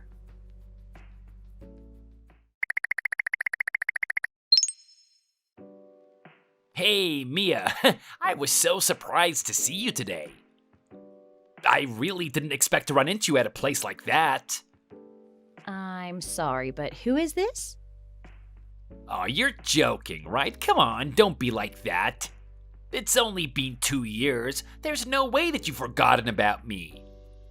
You sound like a creepy person. I think I'm just going to block you. Well, wait, don't block me. I'm not a stranger to you. I'm your ex-husband that you used to love so much. It's Ryan. Oh, I still think I'm going to block you. You're so antsy as always. Why are you threatening to block me already? You should let me know about the miserable life you're currently living. I had to get a divorce from you because you were unable to get pregnant. What a huge failure. Seems like you haven't changed at all. You're still the rude and arrogant piece of trash that cheated on me. What did you just call me? You should show me more respect. I'm a father now. Both my wife and my daughter loves me. Oh yeah, I just remembered the horrendous name that you gave your daughter. We actually didn't go with the name that we had planned. We decided to call her Isabel instead. Maddie told me that she would divorce me if we didn't name our daughter Isabel. She's also a piece of trash, but I think she made a very good decision. I really wanted to name her Love Angel, though. It was such a good name. I don't really mind, though. I'm really happy with my life right now. I'm so glad that your daughter wasn't named that. She doesn't deserve that happening to her. I have no idea what you're talking about. I'm more curious about you, actually. You must have gone insane. Why were you shopping for baby accessories? What's wrong with that? How does that make me insane? Did you chase us all the way to this faraway town? Are you planning to do something to us? I'm starting to get a little scared. I did not chase you guys here. I had no idea you guys even moved here. I just happened to go to that shopping mall today because I had some things that I wanted to buy. I did not think that I would end up running into you. Are you really sure about that? Of course I'm sure. I had no way of knowing that you guys had moved here. Both of you blocked my contact number and completely disappeared. You could have hired a detective or something. I didn't have any money to hire a detective. You took all of our savings with you when you disappeared. Didn't you have any of your own savings from when you were single? I had moved half of my own savings into the joint bank account that we shared. Do you remember we were saving up money to buy a house? I had to use the rest of my savings up to start a new life. I had to pay a lot of money for a new apartment room and had to buy all the furniture from scratch again. Well, that sucks. We managed to buy a huge house with the money that we had saved up. Me and Maddie are living a very happy life together with our daughter, Isabel. So, you guys bought a house with that money? Yeah, we did. I'm pretty happy with the house that we purchased. It's really close to the station and all the stores in town. That sounds convenient. Does your house have a red roof? Huh? The roof is an orangish brown. Our post box is bright red, though. We also have a pretty nice backyard. What's the front yard look like? It's just a regular driveway. We both have a car. Mine is red and Maddie's is blue. That's a lot of information to tell me. Sounds like a great house. It also sounds very expensive. I'm guessing that you guys had to get a loan? Actually, the loan's not that bad. I managed to pay for most of the cost up front. We had saved up around $250,000 after all. I also work a decent full-time job, so we don't really have any financial problems at all. We actually have a lot of money that we spend on vacations and nice clothes for our daughter. Isn't she still 2 years old? Yeah, she's almost turning 2 years old. We still like to give her some nice clothes. I'm planning to spend the rest of my life in this house with my lovely family. Oh, I'm so happy with how my life turned out. Let's hope that your life keeps on going this smoothly then. Your life must be so miserable right now. I bet that you're gonna die alone eventually. It's gonna be really lonely once you start getting older. I'm actually very content with my life right now. There's absolutely no need for you to worry about how I'm doing. There's no need to lie to me about this. I know that you're not content with your life. I bet that you're really jealous after hearing about my life. You can say whatever you want about me. I'm not going to let your words affect my mood. I think I'm going to get going now. I have better things to do than talk to you. I've also heard enough from you. Enough from me? What are you talking about? You don't need to worry about it at all. Continue enjoying your life. You really must have gone crazy. I have no idea what you're talking about.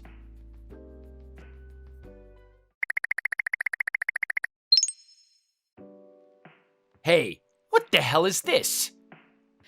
So, it seems like you finally received it. I'm glad that it arrived safely. Why did you send me an invoice? What is all of this? Emotional damages? I sent it to you because you didn't pay me anything when we got divorced. More than half the money that you took with you was mine. You're not getting away with treating me the way you did. I have a lawyer. I have every right to sue you two for what you did. It's already been 2 years since we got divorced from each other. There is no way you can ask me for all this money. It's already too late.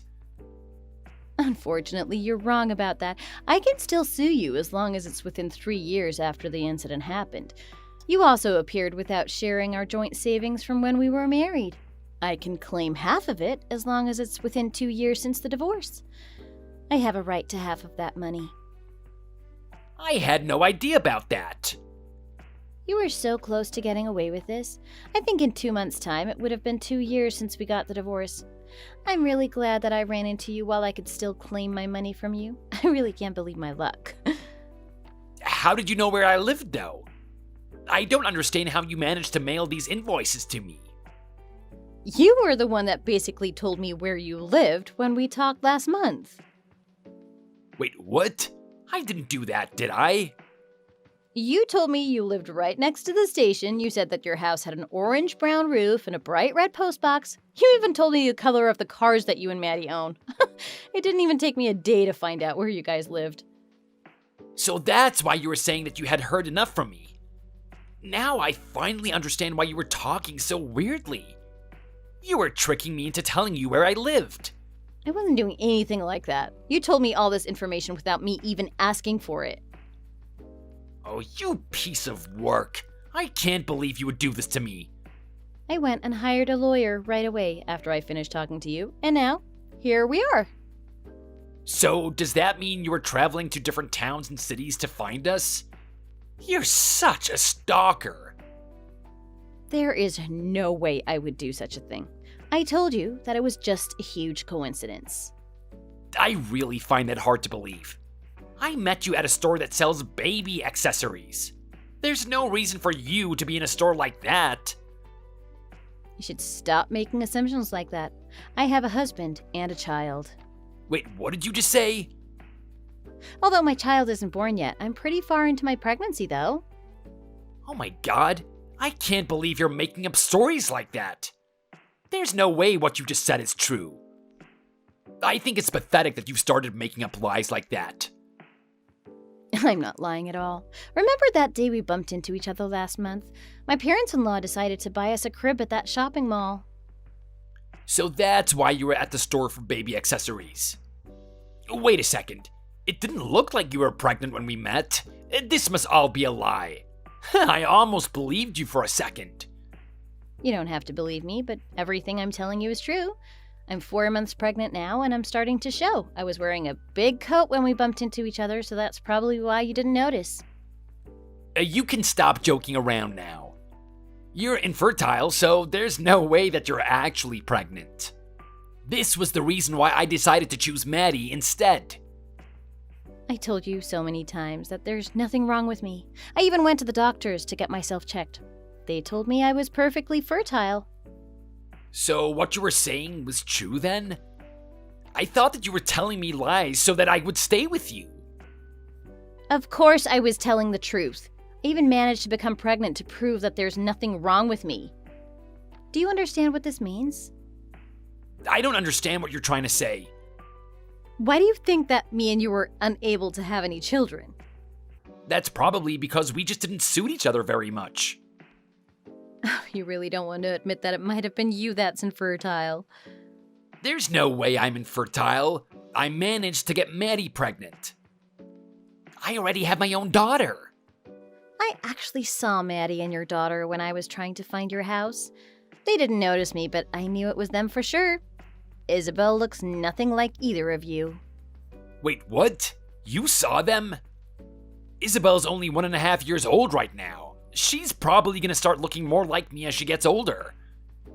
Well, you better hope that's what happens. I really feel like I've seen your daughter's face before somewhere. What are you talking about?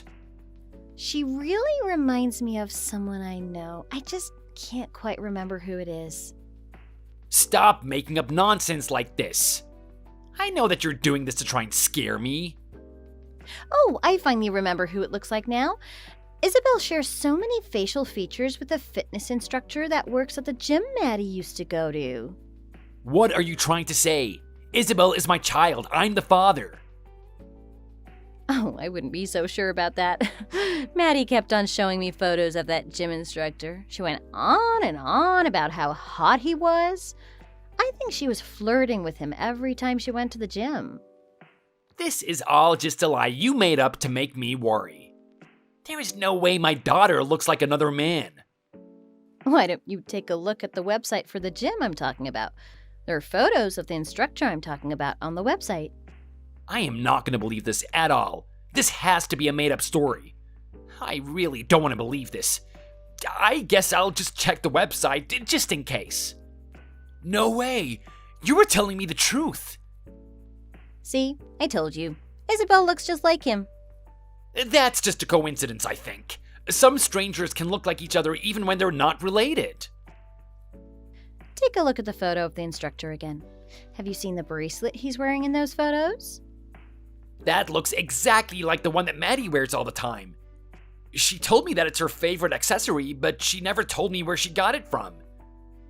Looks like they bought the same one so they could have matching accessories. How cute of them. It's just a coincidence. They just happened to buy the same bracelet. It really doesn't mean anything. Oh, go ahead and tell yourself that if you really want to. You can keep on lying to yourself about this if you really want to. You're probably never going to be able to see Isabel like before, though. You're always going to have this doubt in the back of your head. She might not be your child. Don't say that to me. You're not thinking about my feelings at all. Oh, I don't care about your feelings. You obviously didn't care about me when you cheated on me and disappeared. What do you think I should do if Isabel isn't my real child?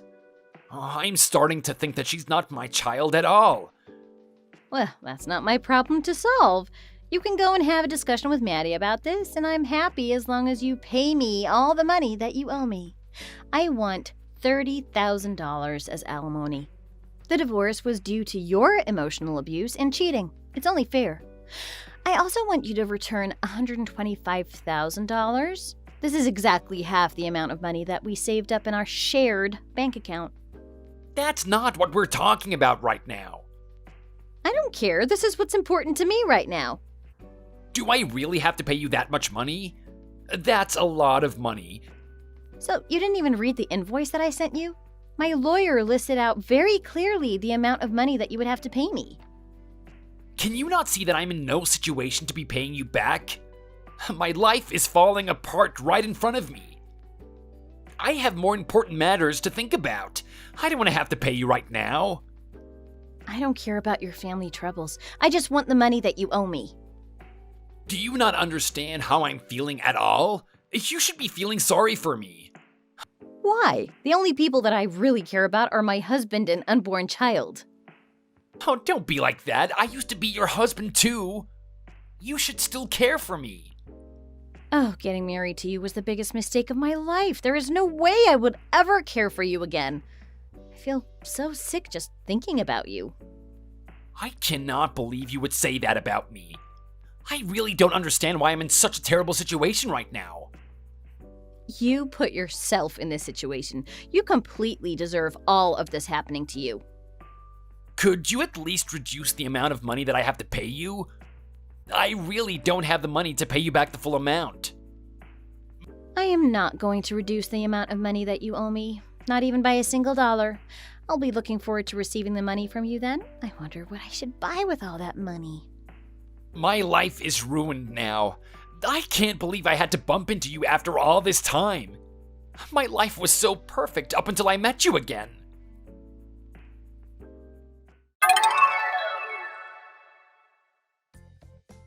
It felt so good to finally get my revenge. I sued Maddie and Ryan for $30,000 each for all the emotional damage they caused to me. I also asked Ryan to return half the money from our joint savings account. It came out to be around $125,000. Neither of them didn't have enough money to pay me back, so they had to borrow a lot of money, and they're both in debt right now.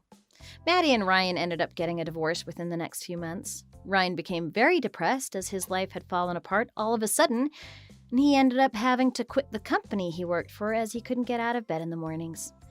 He was unable to pay the loans for his house and ended up having to sell it. Maddie wasn't doing so well in life either. The gym instructor that she had her daughter with was actually married. His wife found out and decided to make Maddie's life a living hell. She went to every social circle Maddie was in and tormented her in front of everyone. Maddie became paranoid that people were talking about her constantly and became a recluse.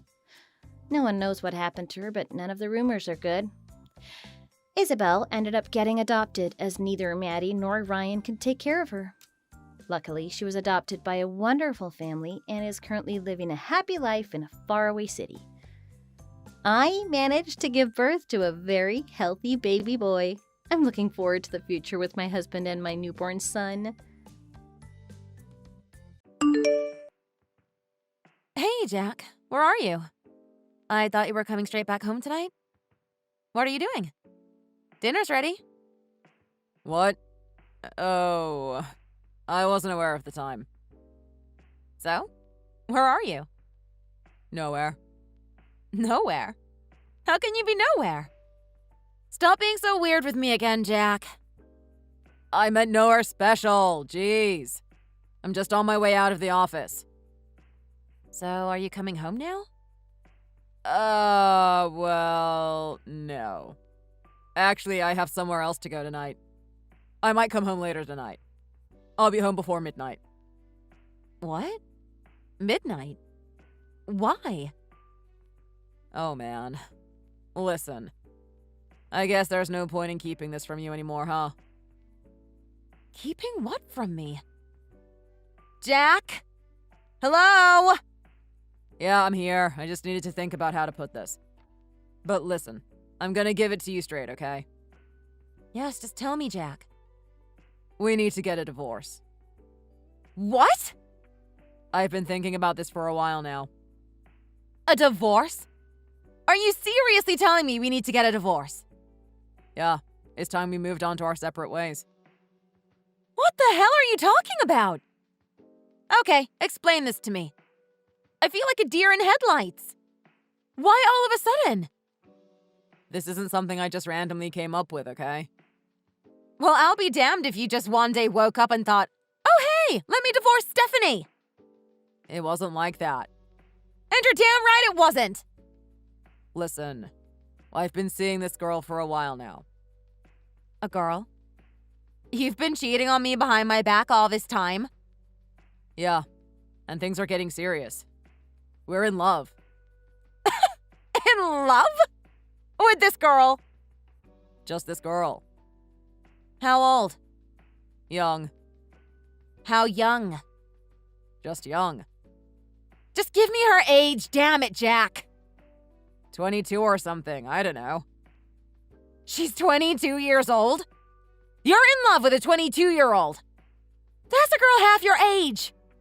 Are you serious, Jack? What the heck is wrong with you? You're almost 40. You could easily be her father for crying out loud. That's disgusting. Don't say that. I'm serious about her, okay? Wow. So you claim that you're in love with her? We are. Swear to God we are. And you had to tell me this today. Out of all days. What do you mean? Do you have any idea what day it is today? You've forgotten, haven't you? Oh, shoot. Your birthday. Yep. My 35th. So thanks for this. Oh, man. Damn, this was pure coincidence. My bad. Yeah, whatever. You don't feel bad at all. I know you don't. So save it, you prick. Come on, Stephanie. This was a coincidence, I swear. And we're really in love. Okay, then what was I to you then? What were we about? What was this marriage about? What were we doing all these years, huh? You don't love me anymore? Man, things change. It's different with her. A 22-year-old. Really? Yeah, I just need someone who's younger and she just ticks all of my boxes. Are you kidding me? And what other boxes were they, huh? You know, young and beautiful. All that type of stuff. All that type of stuff. Really now? You mean only those two? Young and beautiful. You're an idiot. You're pathetic. I like that in a girl, okay? Wow, Jack! Wow. Did you really just say that out loud? I was 28 when we got married and we dated for like 4 years. Yeah, well, that was that. And this is this. Yes, and we all grow old, dumbass. And so will this 22-year-old you're seeing. What are you gonna do when she grows older, huh? Dump her too? And let's not forget that you grow old too, you know. You're not going to mean anything to any girl when you're damn wrinkly and stink of piss. What the actual heck is this? Look, I'm sorry. Oh, you're sorry, are you? What are you sorry for, huh? Sorry that I asked you for a divorce on your birthday. What the actual heck? You've got to be kidding me. You just can't stop us, Steph. I'm in love with someone else and she loves me back. We just have to file for a divorce and end this marriage. OMG. Okay, this is way too sudden for me. We have to talk about this in person. As in, sit down and actually have a conversation about this, okay? Okay. Just come home. This is more important than seeing your... whoever she is, right? Yeah. I'll tell Natalie that I can't see her today. Oh, she's called Natalie now, is she? Shoot. Yeah, you weren't meant to know anything about her. Well, you're smart then, aren't you? Anyway, come home and let's talk. Okay, I'll be there in about an hour.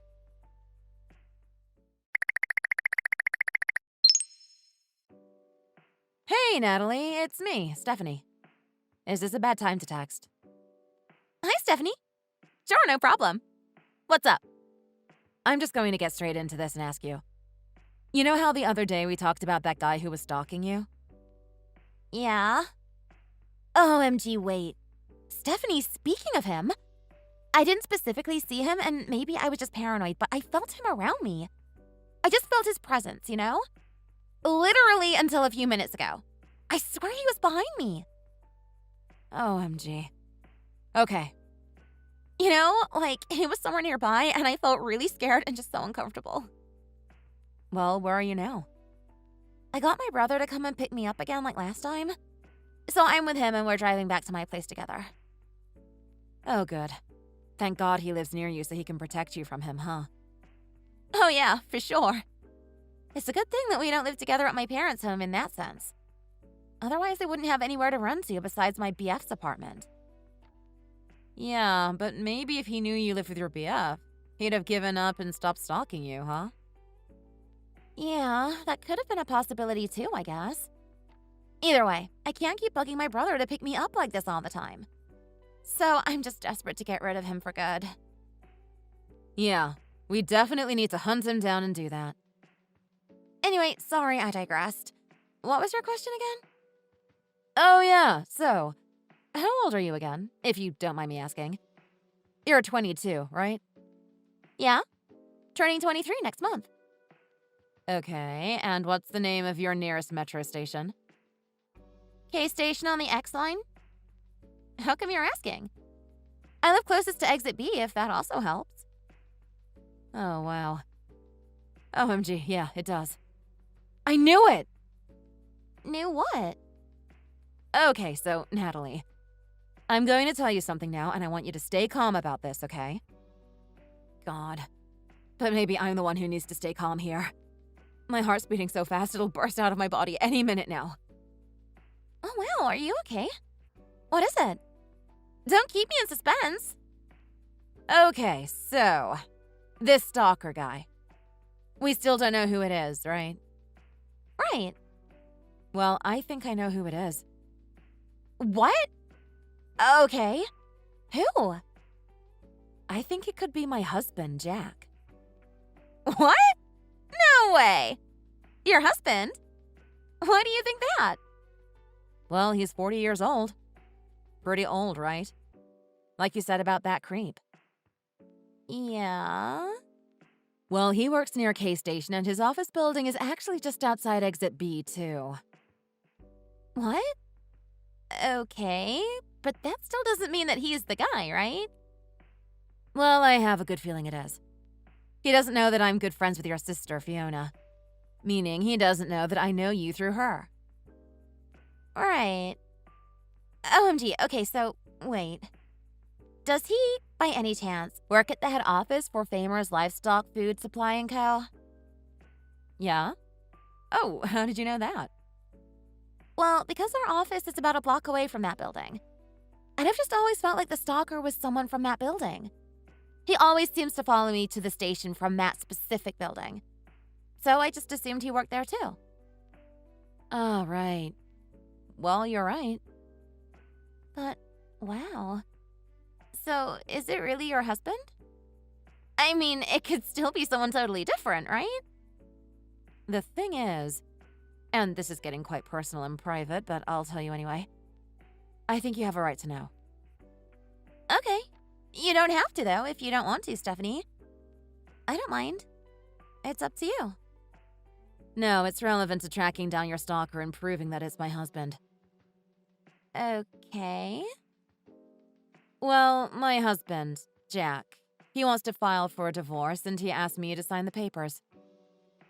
Oh, wow. I'm so sorry to hear that, Stephanie. No, it's fine. Don't worry. I'm not bothered. Especially knowing that he's not the man I married and fell in love with. Ah. So anyway, naturally, I asked him why he wanted to get divorced. And he said because he's found a girl who he claims to be in love with him. And she's 22 years old. 22? Yeah. And he also claims that she loves him back. What? I know. OMG, he's totally delusional. That's complete bogus. And the fact that he's also married, let alone to you? That's so creepy. OMG. I have a boyfriend too. OMG, hang on. Maybe he'll change his mind if he knows that I have a boyfriend. No. Hang on a second here. I doubt he'll just disappear knowing that you have a boyfriend. That's probably the last thing he cares about. Yeah, maybe. So, how close are you with your BF? How long have you guys been seeing each other for? If you don't mind me asking. Oh, like a year and 8 months now? Something like that. Why? Well, in case this stalker, as in my husband, hurts you or tries to hurt you, I was just wondering if you had a place to go to. You know, to hide or something. Oh yeah, I've thought about that already, and he's given me his spare keys to his apartment. So I can go in there anytime I need to. Okay, that's definitely good to know. Yeah, thank God for that. Okay, so back to what I was saying. So that's why I 100% know that the stalker guy who's been creeping you out for the last few months is him. What do you think? Are you convinced it's him too? Yeah, I guess. I mean, the information matches. Where he works, his age, and what you just told me. Hey, do you have a photo of him? Yeah, I do. Do you want me to send you one? Oh, but wait. He's always following me, but looking down most of the time, and I don't really know what his face looks like. Well, I can send you a photo of him anyways. There. Did you get it? Yeah, I did. But I was right. I don't know this guy. I can't tell if it's the stalker or not. I'm so sorry, Stephanie. No, there's nothing for you to be sorry about here. It was worth a shot anyway, right? So, Natalie, let's see here. Is he following you right now? Do you see him around you right now? No, I don't think so. No. I don't think I see him. At least not right this minute. Okay, good. He's supposed to be coming back home right now anyway. I told him to come straight back home tonight to talk about the divorce. So he said he'd cancel seeing you. Oh, I see. Okay. Yeah, I definitely don't see him anywhere near me at the minute. Okay. So, what happens now? Well, Jack will be back home any minute now. So let me talk to him and see how it goes. I'll let you know what happens and everything you need to know. Okay. Thanks so much. I still can't believe all of this, but I'm sorry that you have to go through this with me, Stephanie. Oh, don't worry. I just want to get to the bottom of this and see if he really is the bad apple. Then I'll be glad to divorce him too. You need to be safe too. And live your life like you deserve to, without a creep like him bugging you. Yeah. Thanks so much for all the help. No worries. Okay, I've got to go. I think he's back home now. Okay. I guess I'll talk to you later then.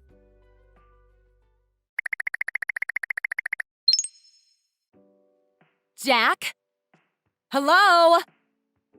Are you being serious about this? I thought we were going to talk? I thought we were going to have an actual conversation like two mature adults. Why did you just go straight to your office like that? Did you think you could just shove the divorce papers at me and expect me to sign them? Hello? You need to talk to me.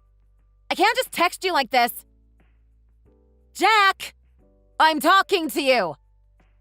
Why are you making me do this? Come out of the office, damn it! You're being really immature now. Is this really how you want things to go? Hello? Come on, Jack. Say something. I'm not going to shout at your door like some idiot and keep texting you like this. Jack! For God's sake! You're such a prick!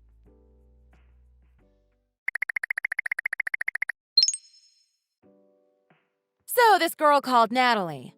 Is she a bit taller than me, with dark wavy brown hair? Slim in figure? Did a guy come and pick her up today from Exit B at K Station? What the heck? How do you know that? Ha! Finally! Now I've caught your attention, huh? It took you long enough. How the heck do you know about Natalie? And how did you know that she was there today? And who was that guy anyway? That was her older brother, you dumb piece of sick psycho! What the hell? Her brother? Oh, man. Man, that's good. What? I thought that was her guy. Her man. But just her brother, huh? Nice one, Steph. What the? I didn't do this to help you. Jack, you've got to stop this. Stop what? You didn't answer me. How did you know all of this? Well, that's for me to know and for you to find out. Stop trying to be smart with me, Stephanie. Man, if you do anything to jeopardize our relationship, if you do anything to so much as hurt Natalie, my Natalie, I seriously ain't having it. You're asking for trouble, Steph. You better get that into your head. If I hurt her? That's my line! If you do anything to hurt her, I will not have it! I'm not having it! So you can take that back and shove it up your behind. You're the issue here, not me. You!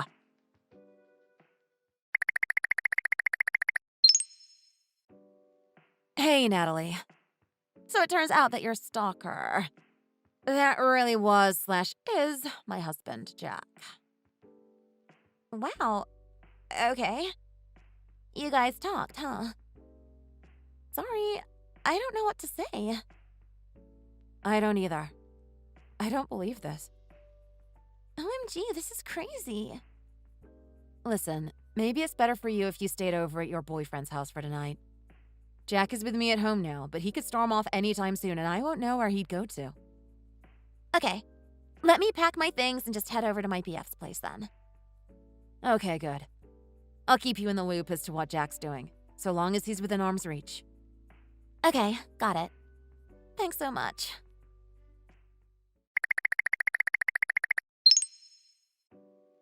Wow, Jack.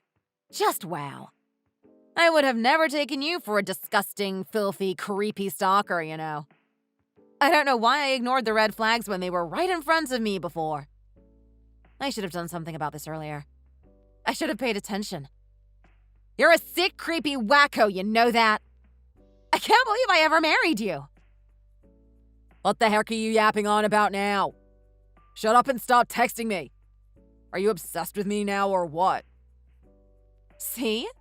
There you go. You're delusional. You're self-obsessed.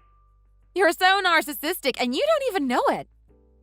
Remember when you used to tell me things like how you thought my friend Lydia had a crush on you? Or how you were convinced that our neighbor, Mrs. Adams, liked you? And how I told you they didn't, but you insisted that they liked you. Trying to tell me proof that they did. Boy, what a waste of time listening to that crap. I should have just gone straight to the police. Police? What the heck are you talking about? Well, now that I'm 100% sure you're stalking Natalie, I can take it up to them and report you. What the hell do you want from me, Stephanie? And thanks for the divorce papers, by the way. I've signed them and sent them off now. Right, good. The sooner it goes through, the better. To hell with you, man. I'm done with you. Good, then it's time you packed your bags and left. I'm the one renting this apartment. It's under my name. You've got nothing to do with it, so get out. Get out! Right now? You're not even going to give me time to leave? Nope. I don't want to see your disgusting face ever again. I'd kick you out right now if I could, and you should be grateful that I'm not. Be grateful that I'm at least giving you time to pack up. I'd throw everything out of this house right now if I could. But now? Can't we just sleep here for tonight? And how about I pack up and leave tomorrow morning, eh? No! No! I'm not going to sleep until I know you're out of my place and out of sight. Go on. I don't hear you packing. Get on with it! Okay. Jeez, man.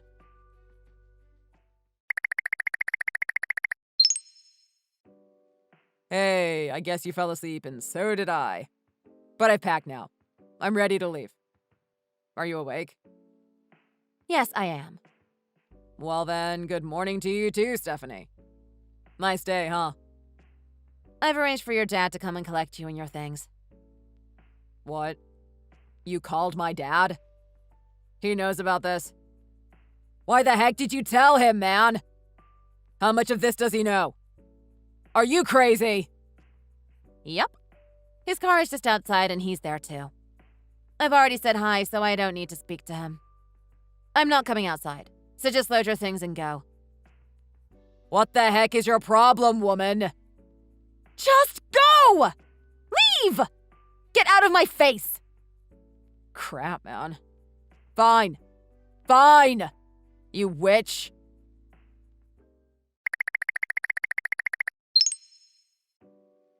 I'm done. Everything's loaded and we're ready to go. Happy now? Is this what you wanted? You ugly old cow. You'd seriously better watch your back for kicking me out like this, you know. I'm not some random hobo. And why did you tell my dad about this, huh? He's not spoken a word to me and I'm blaming you for all this. All of this! I don't think I was the one who cheated on your wife with a girl young enough to be their daughter. And I wasn't the one who asked for a divorce either. You asked for it and this is my apartment, so of course you're the one who has to leave. You asked for it. I ain't gonna forget about this. You've got it coming, Stephanie. Oh, do I now? I think you're the one who has it coming, so you'd better sleep with one eye open tonight. Bye, Jack.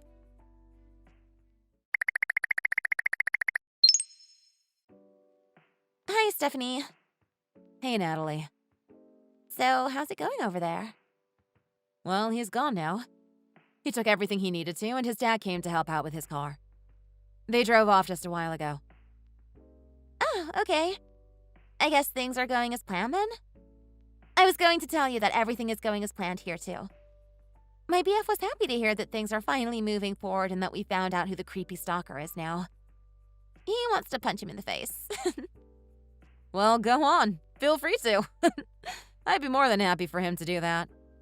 In fact, I'd love to have front row tickets to see that. Oh, that would be funny, wouldn't it? Yeah. Oh, also, I've sent the divorce papers now. So everything is great on my side, too. Oh, hang on. He just texted me. Sure. What did he say? Okay, he's just calling me a bunch of names and how he won't forgive me for this and blah, blah, blah. Oh, wow. Are you okay? Yeah, sure. But hey, so now you've just got to do what you've got to do, okay? Sure. My BF and my brother are both here with me. So we're all set. Good. Yeah. We'll keep you updated. Yeah, let me know if you need me or anything too. I can drive over there. Sure. You too. Thanks.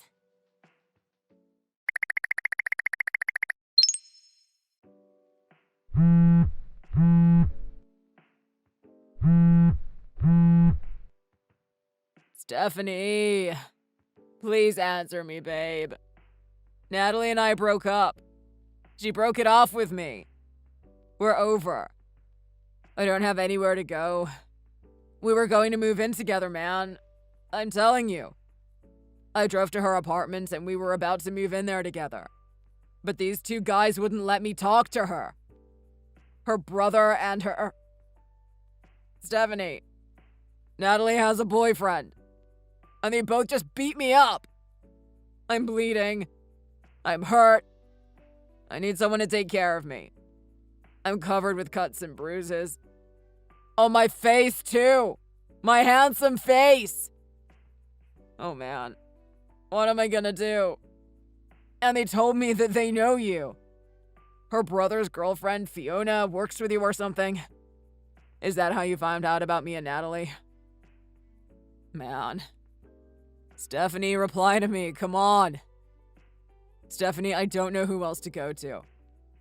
Please say something. Oh, I'll say something. You disgusting, twisted, filthy psycho of a stalker! Rot in hell! Steph, no, please. No, you heard me. Rot in hell!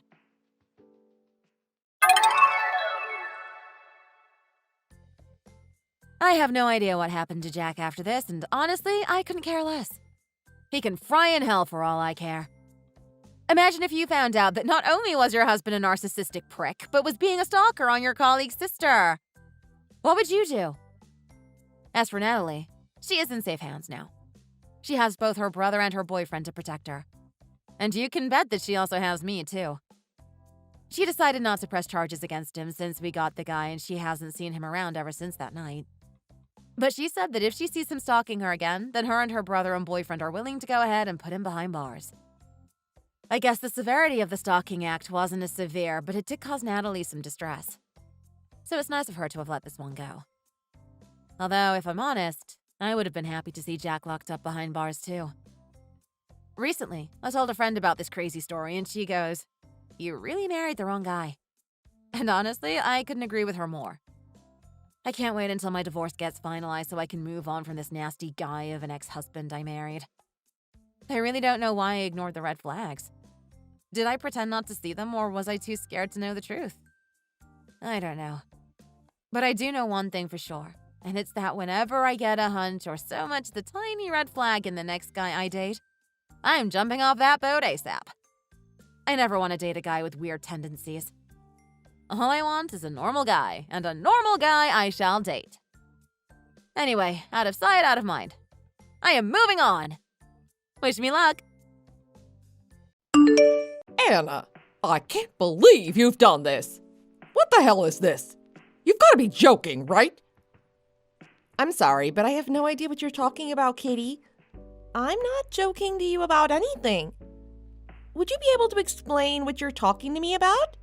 I really have no idea what this is about. Are you doing this to annoy me or something? You really are a horrendous person. This is exactly what I'm talking about. I can't believe you would do this to me. I'm totally lost. I'm really sorry, but I still have no idea what you're talking about. Wait, what? So, you don't even know what you've done to upset me. You really are such a huge idiot. How do you not notice when you've made such a huge mistake? I can't believe that someone like you is my daughter-in-law. I'm so unlucky. Would you just please tell me what I did to upset you? Did I accidentally do something to annoy you? I really don't appreciate being insulted like this for no reason. What you did to me is an unacceptable thing to do.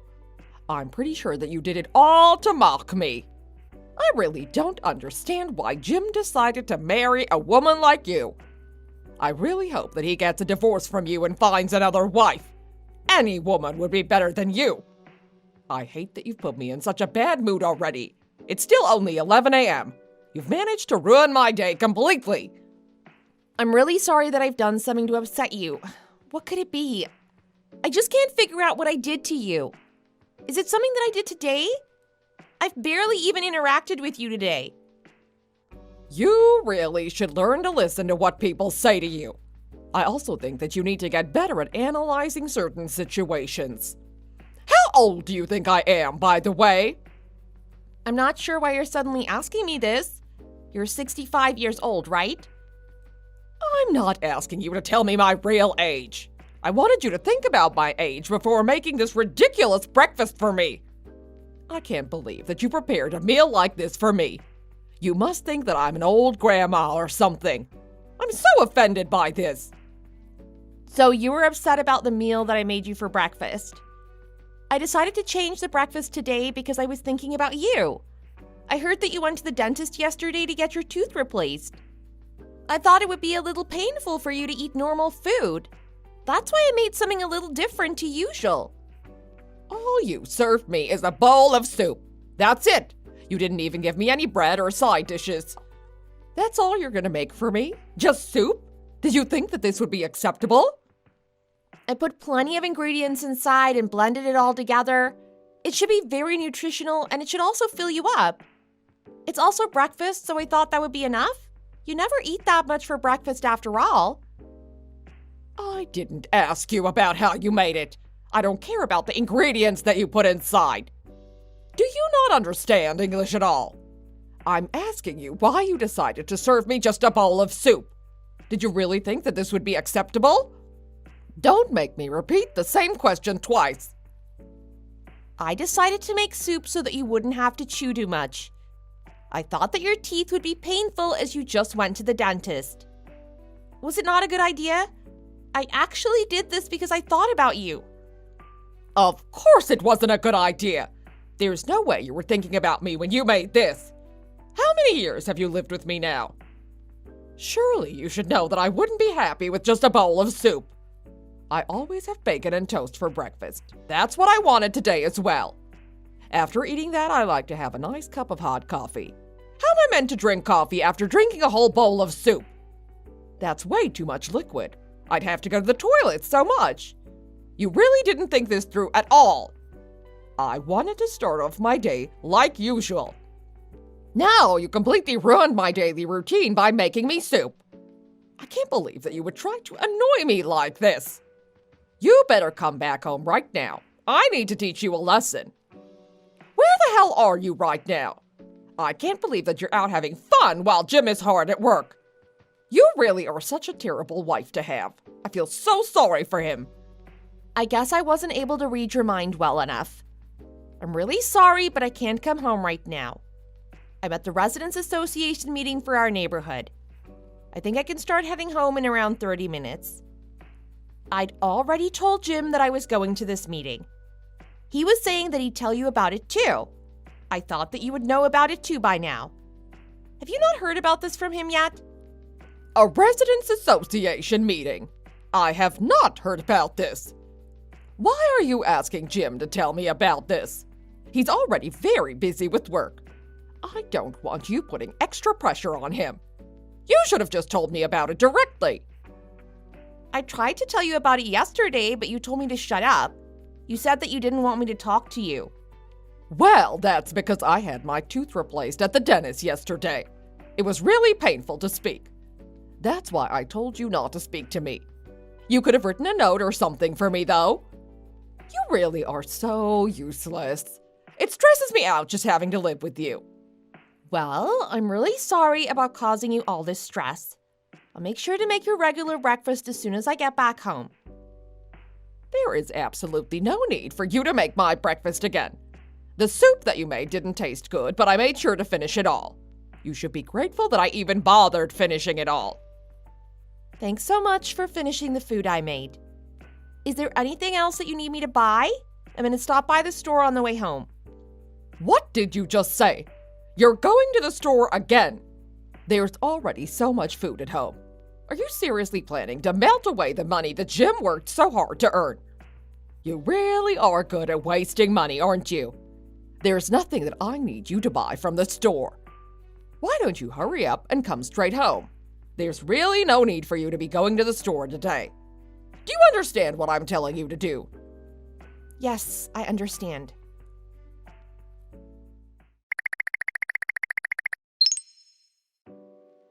Anna, I can't believe what you've done again.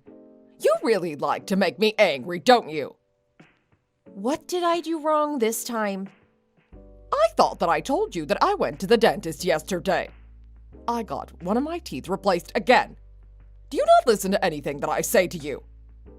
I can't believe that you prepared something this solid for me to eat for breakfast. There's no way I can eat something like this. I was listening to what you told me. Last time you went to the dentist, you got angry at me for making soup for you. That's why I prepared breakfast like usual this time. You were the one that told me to make toast and bacon as usual. That's because I got a different tooth replaced this time. This time around, it's really painful to eat solid food. I can't believe that you're trying to put me through so much pain. Do you not feel bad about doing this to me? I had no intention of putting you through pain at all. I just try to learn from the mistake that I made the last time you went to the dentist. What are you talking about? You haven't learned anything from your past mistake. Also, why aren't you at home right now? Where did you go off to this time? You're a housewife. You should be at home getting all the housework done around the house. I've already finished doing most of the housework. I've cleaned the house and done the laundry already today.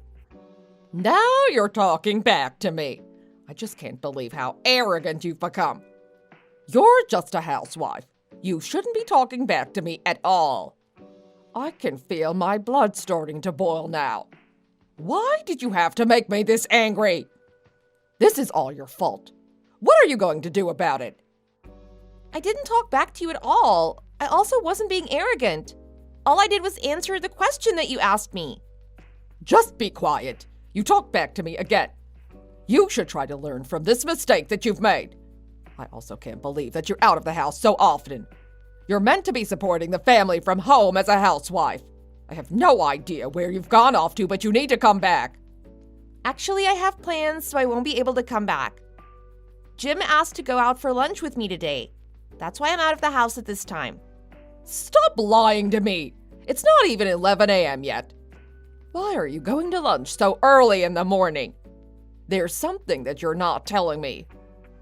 The lunch isn't for another hour or so. It's just that Jim forgot some work documents at home and asked me to deliver them to him. I left a note about all of this on the table so that you would know about it too. A note? I don't see it. Oh well, I guess it's okay if you're helping out Jim. You should have told me about this directly, though. Why did you have to write it down instead?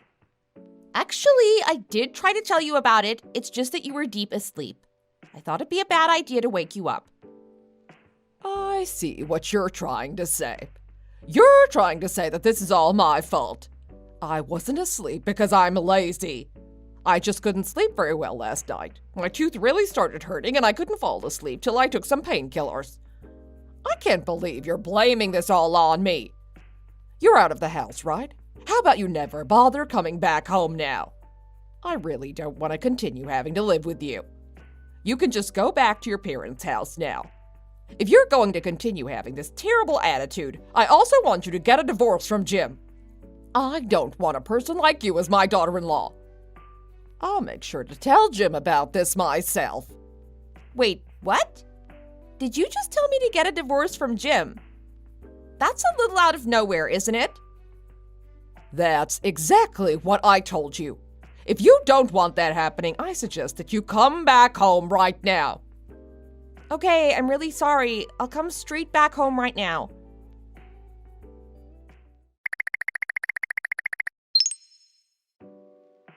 Anna, you've decided to leave the house again. You never seem to learn from your mistakes at all. This is why I hate you so much. It's already 5 p.m. Where the hell are you? I'm absolutely furious with you right now. Stop ignoring me and reply to me. I can't believe that you're making fun of me like this. I'm not going to forgive you if you don't reply right now. I'm really sorry. I was a little busy. I really don't have the time to be talking to you right now. Is it okay if I message you a little later? There's no way that's okay. Where the hell is my dinner? You still haven't even started preparing anything. I'm starting to get really hungry. You're a housewife and haven't even made the dinner. Just how useless are you? I've actually prepared dinner already. I've left it for you inside the fridge so that you can reheat it whenever you want to eat dinner. I made sure to make lasagna today. I know that it's one of your favorites. I put plenty of cheese inside because I know that's how you like it. Why did you put extra cheese inside? That's going to increase my cholesterol levels. It's one of your jobs to make sure that I have a healthy diet. I can't believe that you're trying to make me eat a lasagna with extra cheese. I'm going to start getting really sick if I continue living with you. I've actually had enough of trying to live with you. I've realized that you're just completely hopeless. Don't think about ever coming back home. I don't want to see your face ever again. I'm going to go and tell Jim to get a divorce from you as soon as possible. Have I really been that bad of a person? Do I really deserve this kind of treatment? Yes, you have been. You've been an absolutely terrible person to live with. I've never seen such a terrible housewife in my life. I've really been trying my best to get along with you. I feel that I've worked very hard to try to please you all the time. Don't make me laugh. You haven't managed to fulfill any of my needs. You've barely done your job as a housewife. I'm very sorry about that. I guess that I'm not good enough for you then. That's exactly what I'm saying. How many times do I have to tell you the same thing? I really can't stand this anymore. I'm going to have to ask you to move out of this house now. Jim's already agreed to all this, by the way. I'm not going to change my decision about this. There's no point apologizing to me anymore. I'm not going to be forgiving you. Yeah, I know that he agrees with you. I've already heard this all from him. I guess it can't really be helped if you hate me this much. I really did try my best to get along with you and please you. If what I did wasn't enough, then I guess getting a divorce and me moving out is the only solution. I don't want to cause you any more trouble, so I'll be moving out as soon as possible. I'm glad that you agree on this. I want you out of this house ASAP. It feels so good to finally have you leave. I'm really glad that Jim decided to get a divorce from you. I'm really proud of him. Are you really sure about this decision? You're not going to regret this later on? It's not too late to apologize to me and ask me to stay. Why are you talking so arrogantly to me now? Who do you think you are? Do you not realize who you're talking to? How about showing me a little more respect? I wasn't trying to be rude. I was just worried about you. There isn't going to be anybody to do the housework if I leave. Nobody is going to cook your dinner for you anymore. You don't need to worry about any of that. There's plenty of people in this world that would do a much better job than you. I'd also much rather eat takeout food than eat the meals that you make for me. It sounds like you really do want me out of the house then. You don't need to worry about me anymore then. I won't be coming back home to your place ever again. I'm really sorry for all the trouble I've caused to you. I hope that you enjoy your life without me in the future. I really will be able to enjoy life now that you're gone. We'll send over the divorce papers, so make sure you sign it and hand it in. Actually, I won't be getting a divorce. Me and Jim are still planning to be married to each other. We still love and trust each other, so there's really no need for us to get a divorce. I will move out of your house, though. It's just that I won't be getting a divorce. Wait, what did you just say? You guys aren't getting a divorce from each other. I thought that you heard about this from Jim already. I can't believe you don't understand what's happening. You really are an idiot, aren't you? He wants a divorce. I know that's not true at all. He doesn't want a divorce from me. That's just what you want. Jim only told me that we were going to be moving out. He didn't say anything about a divorce to me. I have no idea what you're talking about. You guys are going to be living separately once you move out. It's a matter of time until you guys get a divorce. Do you really think so? I can't believe that you don't understand something this simple. I'm just lost for words. I'm going to contact Jim about all of this right now. There's no need for you to do that. He's actually by my side right now. I can't believe that you're wasting his precious time like this. You really are the worst. Tell him to come home right now. Actually, he won't be coming back home either. Wait, what? So now you're forcing him to stay by your side. Would you just give up and let him come home? I feel so sorry for him. I want you to let him come back to me right now. Actually, I'm not forcing him to do anything. This is actually a suggestion that he made. Do you remember the day I was going to eat lunch with him? It was the day when he forgot some documents for work and I went to deliver it for him. Yeah, of course I remember that day. I have a good memory. You told me to come home straight away, right? I told Jim that I had to cancel our lunch all of a sudden and he asked me why. I had no choice but to show him our text messages. You were the reason that I had to cancel our lunch, after all. He became really mad at you as soon as I showed him all your text messages that you sent me. He told me that we're gonna have to move out so that I wouldn't have to live with you anymore. I think he started looking for a place where we could live together on that day.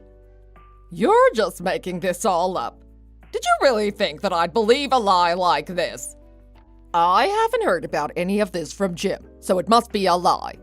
If he really was planning to move out, I'm sure that he would tell me about it first. Yeah, that's what I thought as well. I told him that he should probably discuss this with you first. However, he insisted that we keep this a secret. He thought that you'd try to get in the way of our move if he told you about it. He told me to promise to keep this a secret from you. That's why I'd kept quiet about it until today. Wait, what? So you're telling me that this is something that Jim planned? This can't be true. He wouldn't do something like this to me. Would you explain what the hell is happening? You really don't understand? It's not that difficult to understand.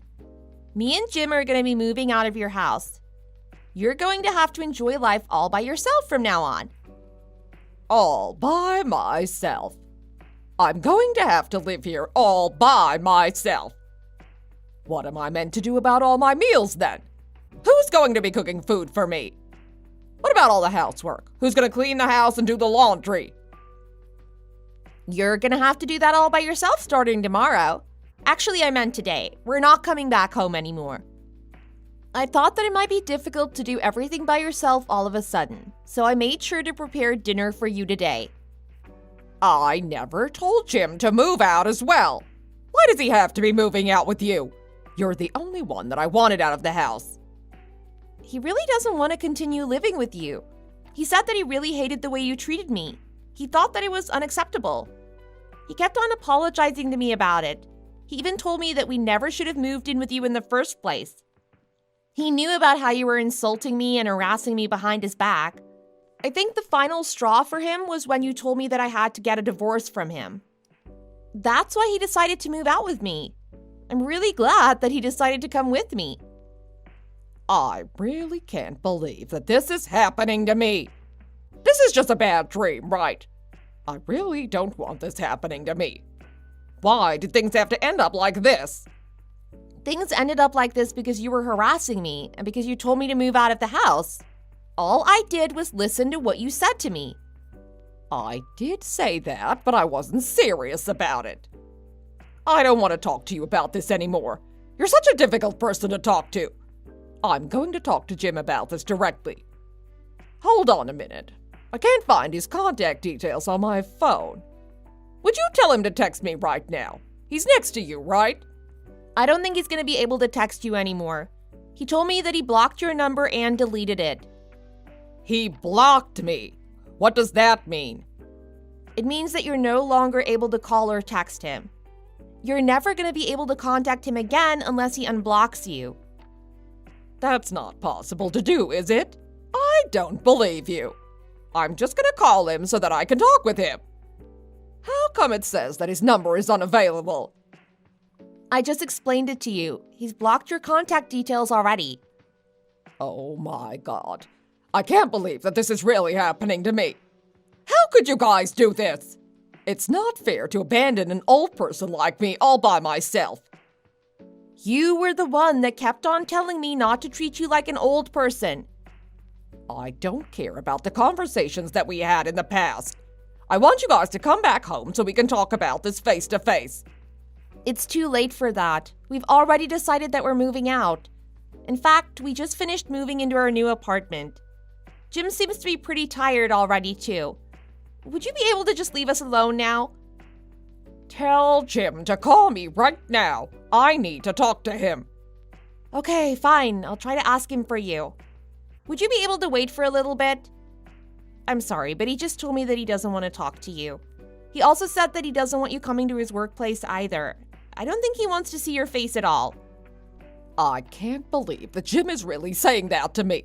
I'm his mom. What am I meant to do from now on then? I'm not really sure about that. You're just gonna have to figure it out yourself. You were the one that caused all of this trouble. We're definitely not gonna be helping you get out of this situation. I think I'm gonna get going soon. It's pretty stressful talking to you after all. Wait, please don't go. I really don't want to have to live by myself from now on. What should I do to make you guys forgive me? I'll do anything. Should I start by apologizing to you? If I apologize, will you guys think about coming back home?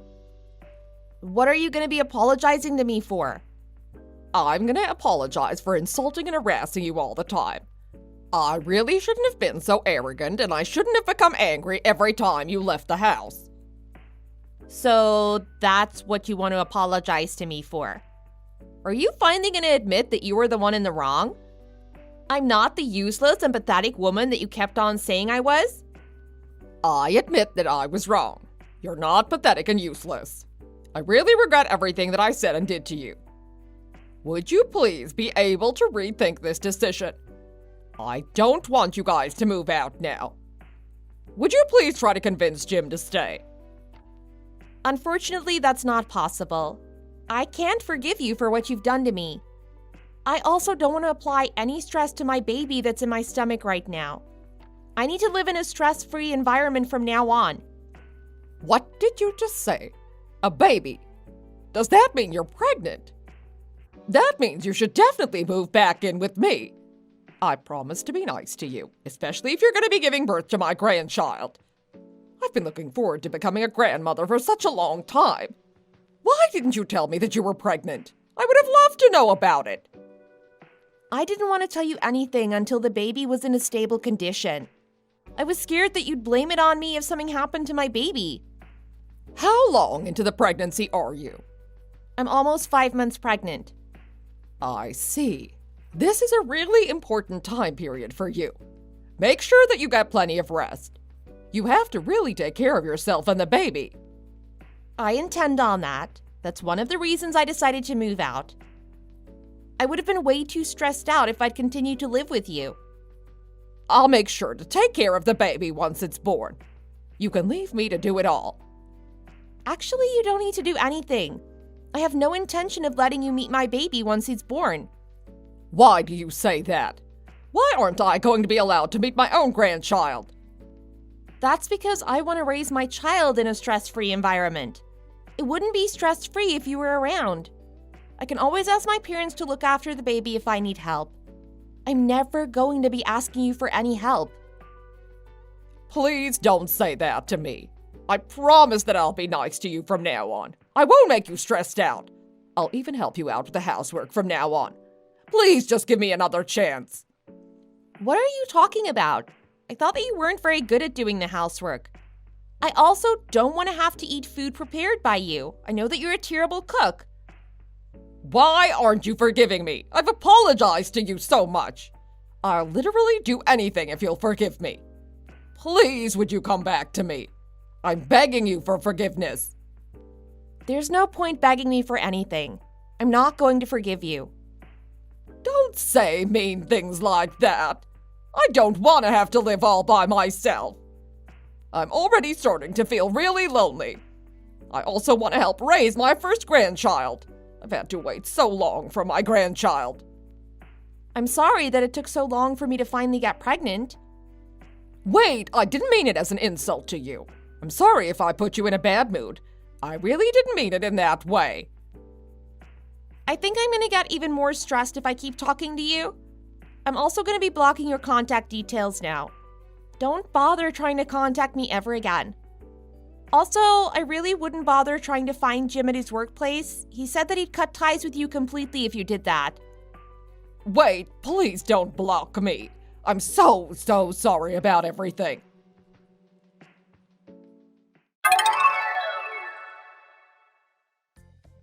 I showed Jim all the text messages that his mom had sent me. He became absolutely furious and decided to cut ties with her completely. Both me and Jim have not seen her a single time since that day. We heard rumors about how depressed Katie looks these days. Apparently, she barely even leaves her house recently. On the other hand, I managed to give birth to a healthy baby boy. We are currently living a very happy life as a family. I'm really glad that we chose to move out of such a toxic environment. I'm really looking forward to the future ahead. Hey sis, you and Marcus coming over tonight, still right? I just ran out of coffee. Would you mind picking up some from the store on your way here? I thought we were coming over to celebrate my engagement. You want me to do errands? Oh, come on, Claire. The store's on the way anyways. You always drink all my coffee. Oh, and while you're there, pick me up 6-pack of beers. The cheap ones are okay. Maybe you could pick up some Chinese food from Panda 2. A new one just opened next to the supermarket. Get the orange chicken and the shrimp. And don't forget the fortune cookies too. Oh, and if you could pick up some new pods for my vape too, the menthol ones. Hold on. I'm not your personal shopper, Ella. Marcus and I are visiting to celebrate our engagement. Shouldn't you already have all this if you prepared for your guests of honor? As your guest, I expect a 5-star treatment. You hear? Meals included. Buy us some Chex Mix too, pretty please. I like to snack on it while I watch TV. Fine, but only this once. You'd better save some for the rest of us. I think we'll arrive at your place in around an hour or so. I'll give you a call when we're nearby. Gotcha. Jeez, this is all so sudden. I never imagined you'd be getting married, sis. I thought we'd both, stay unmarried and move into a cabin in the mountains together with a bunch of cats. But alas. Sorry to burst your bubble, Ella, but I'm not ready to become a cat lady quite yet. Don't you want to settle down and start a family at some point, too? I'm sure there are some handsome bachelors in town. Have you tried online dating? To be honest, I've got no interest in that sort of thing. I like living here with Mom and Dad. It makes me feel young. I've always been so focused on work that my dating years kind of just passed me by. I don't feel a need to start now either. Now that you mention it, I've never seen you show interest in anyone. I guess there's no need to force yourself into something you don't want. Enough about me, though. As your sister, it's my job to interrogate you and your fiancé. You and Marcus have only been dating for a couple months. Are you sure he's marriage material? You're straight to the point as always. Trust me, Ella. I wouldn't have said yes if I had any doubts. Marcus is a kind and reliable man. I couldn't ask for anything else in a husband. I think your standards are too low, Claire. Shoot for the stars a little, won't you? I mean, I met Marcus a while back, and he didn't necessarily leave me with a good impression. Really? What did you think? He was a customer at the bank I used to work for. He didn't do anything in particular to put me off, per se, but I just got the feeling he was kinda suspicious. Maybe he was in a bad mood, or maybe his shirt didn't match his pants quite right. Something just seemed off, that's all. When I heard you two were dating, I thought for sure it would be a short-lived thing. When you told me the two of you were getting married, I was shocked, to say the least. Hey, don't say stuff like that now. You're going to make me rethink my whole life. There's no turning back now. We've already booked the venue and started looking at dresses. All I'm saying is that it isn't too late to change your mind. Not that I don't wish you two happiness or anything. I just want you to be careful. Make sure you really know this guy, okay? As a perpetually single lady, I have a trained, suspicious eye toward men. I can see right through them. I didn't get the impression that Marcus was a kind and reliable man when I met him. That was a few years back. Marcus used to struggle with alcohol, so that may have been the reason he seemed disheveled when you saw him.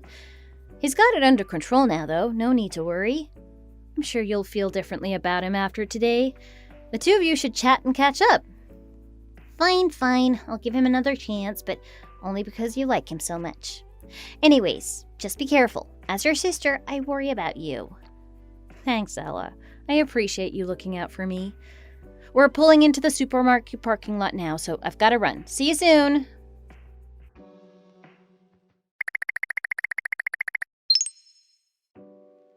Hey, Marcus, is everything okay? What were you talking about earlier? You drank quite a bit tonight. I'm worried about you. What? Clearly I'm not drunk. Not at all. I'm just telling you the truth, that's all. Jeez, you're the one who's drunk. All I'm saying is that you should be thankful I agreed to date you. I'm only marrying you out of pity. I mean, you're as old as dirt, way past an acceptable age. For a woman, that is. You're discounted goods. You should be thankful, you know, that someone actually agreed to marry you, someone as old as you. Is that what you truly think of me, Marcus? Of course. Who would go for expired goods like you? You're lucky I was there. My folks have been on my back about getting married since I hit 30. Plus, it's easier to get a job when you can say you're married, right? I never thought I'd find a woman with such low standards to actually accept me. But you really are the bottom of the barrel, aren't you? Ugh. Okay, fine. We can talk about this later when you're sober. Just please, why did you say all that in front of my family? We just got engaged. How could you say something like that? Oh well, too late now. Maybe go tell your family how much I appreciate you. That'll make it better. While you're at it, ask them if they'll pay for the wedding. I'm certainly not forking over my cash for something like that. Marcus, do you understand what you're saying? This is completely unacceptable. Just because you're drunk doesn't mean you can get away with stuff like this, you know? I told you before, woman, I ain't drunk. I didn't drink all that much. I'm just being honest. I didn't intend to tell you about this until after the wedding, but who cares now? Whatever. If we're gonna be stuck together for the rest of our miserable lives, we might as well be frank. What happened to you, Marcus? You're acting like a completely different person. How could someone so kind be so cruel? You're not the man I fell in love with. I'm kind and I'm reliable, aren't I? That's why I'm being honest with you now. How kind of me. It's so kind of me to marry you, don't you think? You're my woman and I can tell you whatever I want. You hear? You can shut up and listen. You're unbelievable. How could you say all these horrible things in front of my mom and dad? You called me expired goods in front of my entire family. How could you think that would fly? Have you no shame? I told you I was only being honest. You expired the minute you turned 30 and you were still unmarried. Don't make me laugh. You've been expired for so long, I'm surprised you don't have flies following you. You're the only one who's a failure, not me. You should apologize to your folks, not me. I can't believe this. I can't believe I fell for someone like you. I'll never trust a man again. What are you doing getting drunk at my family home? I thought you had your drinking issues under control. How are you fine ruining our relationship like this? What's gotten into you? What don't you understand? I've been totally clear with you. It's just the truth, that's all. It's not my bad if you can't handle it, jeez. Are you an idiot? Why are you so shocked to hear the truth? Stop crying about it. You should be thanking me for my honesty. You can trust me, can't you? I won't sugarcoat anything for you. Personally, I'd prefer a college girl, but unfortunately, I'm too fat and old to bag one of them. You'll do. You're disgusting. Why would you even say that? You shouldn't even be thinking about 18-year-olds as a grown man. All I'm saying is that you aren't anyone's first choice, understand?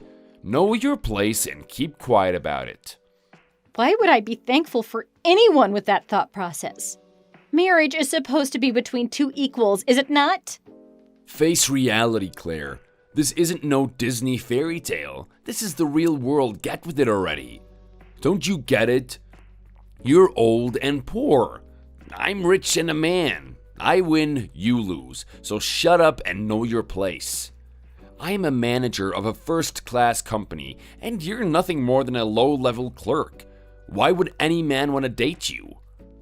On every level, I'm above you. We ain't equals, that's for sure. You should be worshiping the ground I walk on. If I decided to throw you out, you'd spend the rest of your miserable life treading in water, you hear? I am saving you, don't you get it? You should be calling me your hero, not yelling at me like my mother. I expect to be your number one priority here on out, get it? You're working for me now. I mean, both you and that sister of yours are as ugly as bricks. There's nobody else out there who could save you. Just me showing up to your family's shabby house is increasing the property value. You understand? Can you quit this monologue and get back to your senses? Aren't you embarrassed? Oh, I'm sorry you can't handle the truth, Claire. Maybe you should go get your head checked out. Got worms up in your brain? I knew you were pathetic before, but this is laughable. You're so naive it hurts. Oh, sorry about that, Claire. You'd better get accustomed to reality already. Anyways, I'm sleepy. It's late. The room's spinning and I'm gonna go to bed. Sleep on the floor tonight, dog. I own you. Marcus, listen to yourself. You fix that attitude first before I send you to the pound. Be thankful anyone is spending a second paying attention to a 38-year-old hag like you. Before we get married, I expect you to clean up your act and get with it. You hear? Fine. You've left me no choice. I'm calling off the engagement. What are you talking about? Don't you know your position? No other man is gonna pick you up from the street now. I've made my decision. I'd rather remain single for the rest of my life than be with a man like you. I'll call tomorrow morning and cancel the venue. You'd better pack your bags and find a ride home. Hey, don't get too hasty. Don't you get it? Without me, your life's as good as over. You need me more than I need you, woman. No, you're wrong. Marrying you would mean the end of my life. I'm choosing to save myself. I'm just glad you decided to show your true colors before the ceremony. You've saved me a whole lot of trouble. Didn't I tell you to fix that attitude of yours? You're gonna be alone forever, you hear? I don't care. You can't convince me otherwise. There's more to life than marriage. No matter what sort of life I have to live from here on out, there's no way it's worse than having to spend another day with a man like you. I've come this far on my own 2 feet, and I don't intend to slip up now. Get out of my life. Oh, you're gonna regret this, Claire. Don't come crying back to me when you're all alone. Whatever, you're just being hysterical. I'm going to bed now. Apologize to me in the morning, and I might give you a second chance. Go to sleep and think about it. You're the one who's not got their head on straight. Oh, stop acting so self-important. You're the one who's going to regret this, not me. Good night.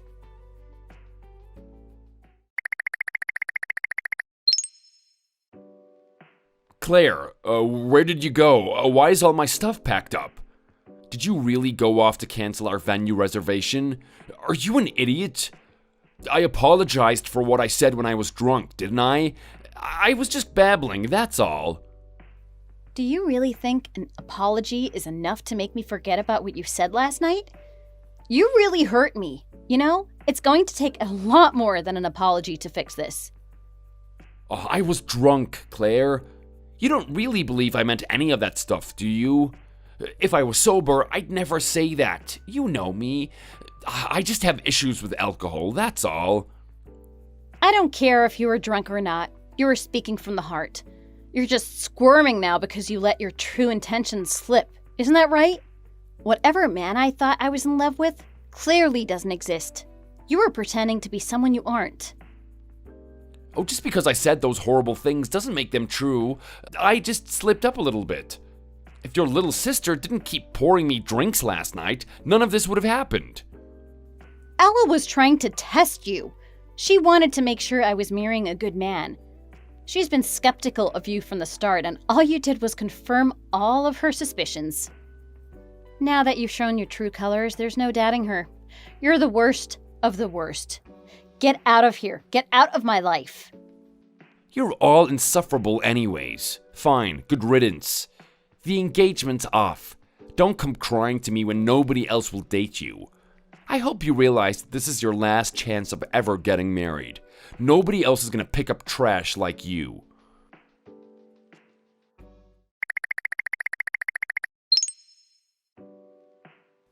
Marcus, sorry, this is Ella. I've got a bone to pick with you. It's just that I think you need to be taken down a peg. After all, you are over 40 and unmarried. You act like you're hot stuff, but you are one of the most repulsive men I have ever seen. Plus, you reek of booze and desperation. What is this all about? I thought you and Claire were done with me already. I'm just telling you the truth, that's all. Nothing wrong with that, right? You act like you're making so much more money than Claire, but you aren't really, are you? Your salary is the same as someone straight out of college. I heard you haven't had a promotion in over a decade. Sounds like they're trying to get rid of you. At your age, and with a face like that, don't you think your standards for a woman are far too high? Do you really think you'd get away with calling my sister expired goods? Take a good look at yourself first, Marcus. Oh, shut up. You've got nothing to do with this. Stay out of it. And since you're so concerned, I am the best employee at my office. I'm highly respected. I'm popular with all the young ladies in the office. That's the truth. Ew! Just hearing a middle-aged man say that sort of thing makes me want to puke.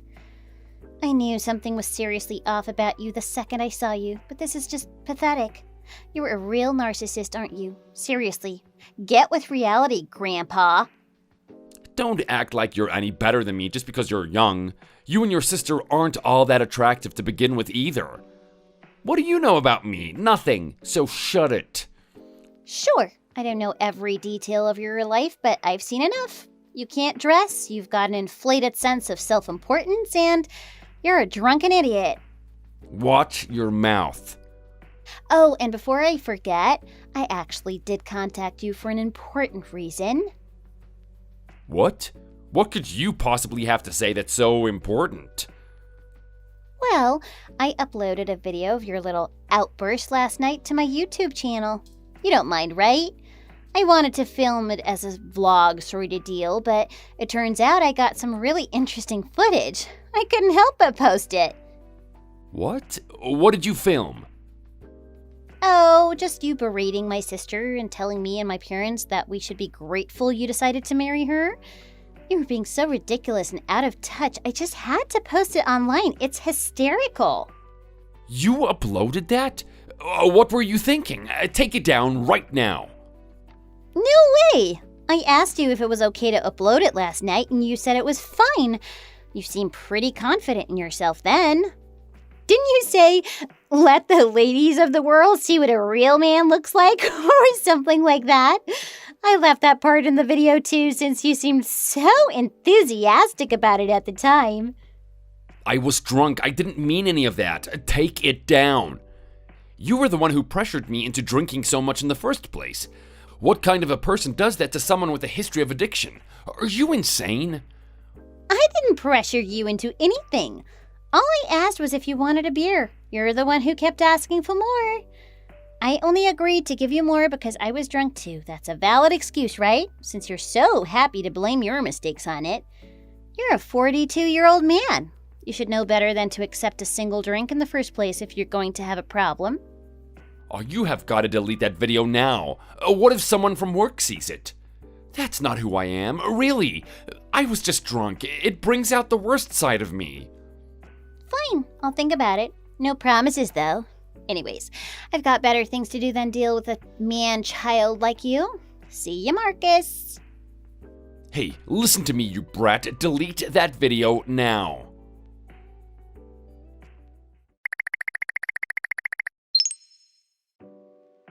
I canceled the venue and my dress fitting. Did you want the engagement ring back?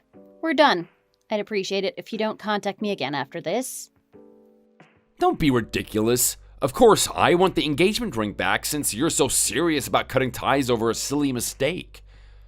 Are you sure about all of this? Can't we make it work after all? I mean, I already told all my coworkers about our engagement. I'm sure we could find a different venue. It's not too late to change your mind.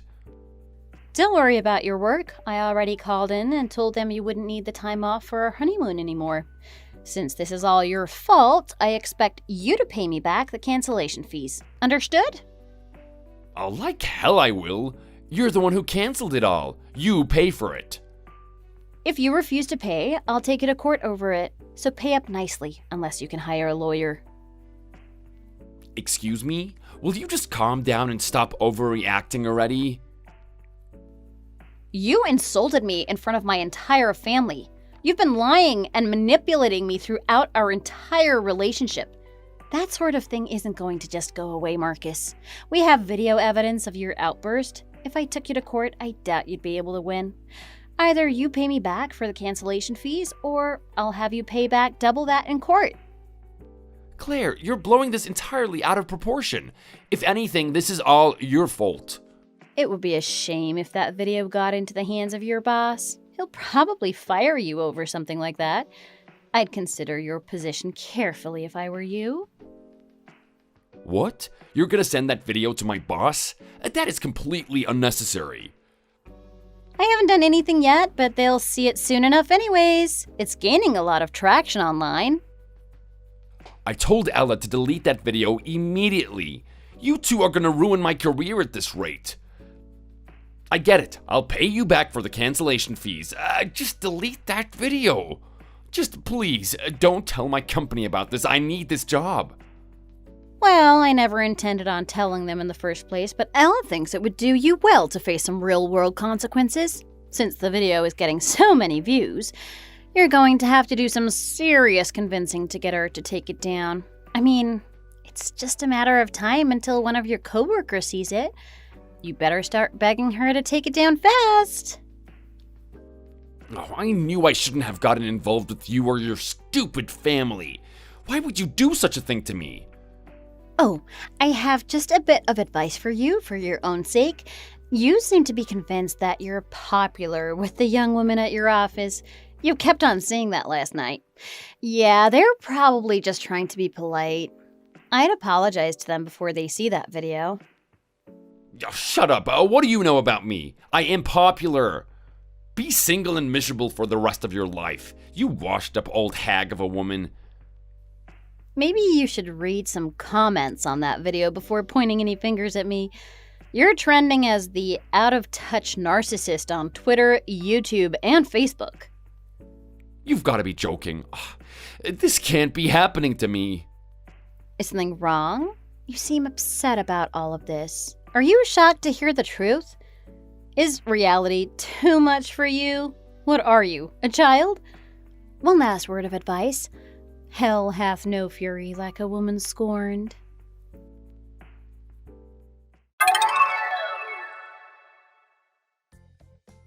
After that, Marcus slunk back to his apartment and has been hiding inside to avoid being recognized from the viral video.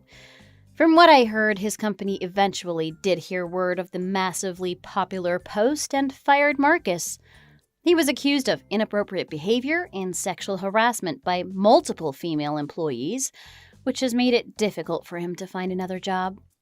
Thanks to his alcoholism, record of harassment, and the viral video, Marcus's professional life has been completely destroyed. He agreed to pay me back for the cancellation fees, but has been doing so in small installments since he has no income. I hope this is an opportunity for him to do some self-reflection and make positive changes in his life. As for me, I am relieved that I didn't go through with the marriage. I used the time afterward to focus on my career and start a more fulfilling job. A few months later, I met a wonderful man and we fell in love. We dated for 3 years before getting engaged. Ella has met him multiple times and approves of him wholeheartedly.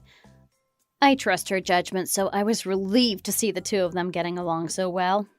I've waited a long time to find true love, and now that I have it, I know I was right to be patient and wait.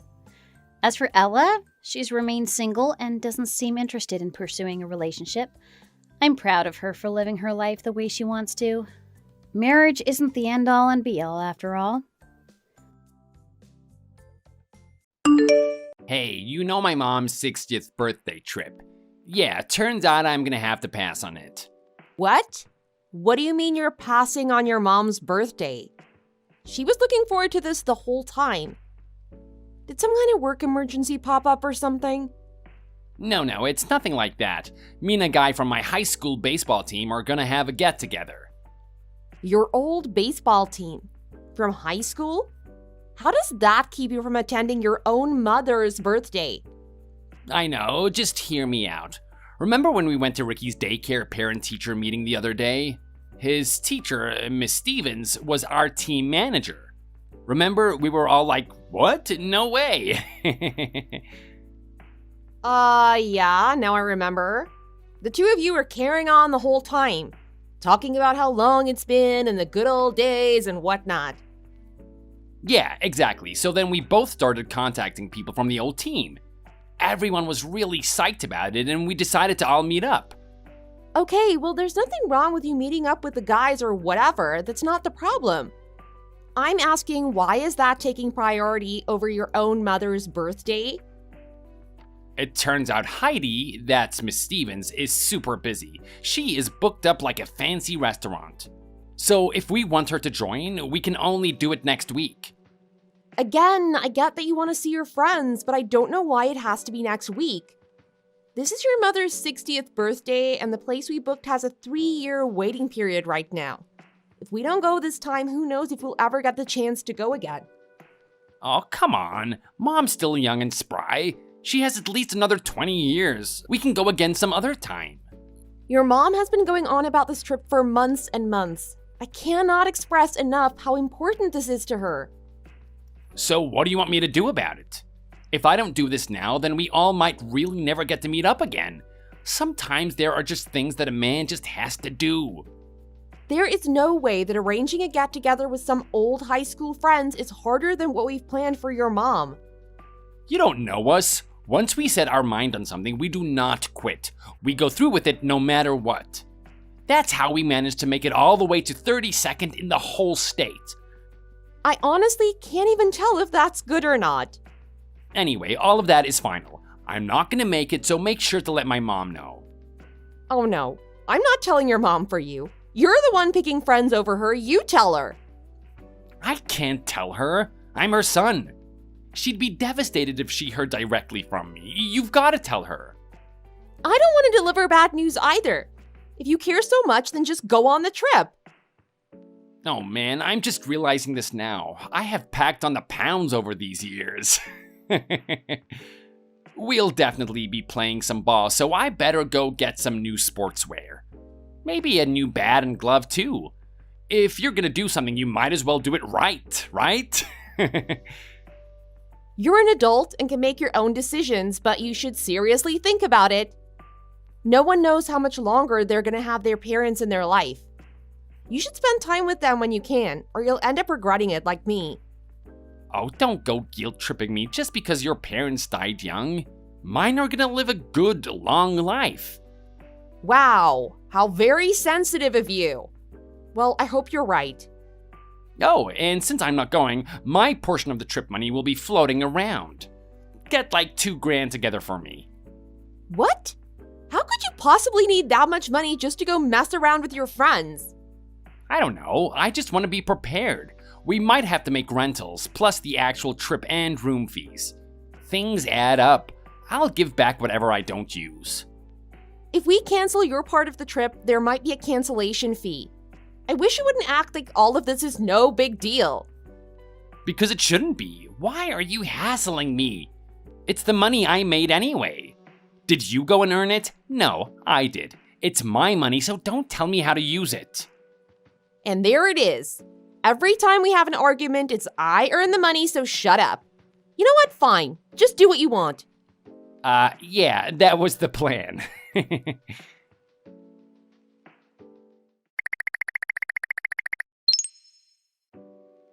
Hey, Paula, I'm afraid I have some bad news. Oh, Mina, what's the matter? It's about your 60th birthday trip. Hank just suddenly told me that he's not going to be able to make it. What? Why? We've been planning it for so long. I know, that's what I told him. The other day, he ran into someone from his old baseball team, the manager or something. They started talking to all their old teammates, and they all decided to go on a trip together. Oh, you have got to be joking. He could go on a trip with his friends or whatever anytime. I said the same thing. Oh, I was looking so forward to it too. I can't believe this. You know what? Don't let him get you down on your special day. How about just the four of us go? You, me, Ricky, and Carl. Yes, let's do that. Just the four of us. We don't need Hank to have a good time. That's the spirit. I'll make the cancellation for one then. Yes, we'll leave that cold-hearted son of mine behind. Yeah, let's make him regret not coming. A moment ago, you mentioned something about a manager.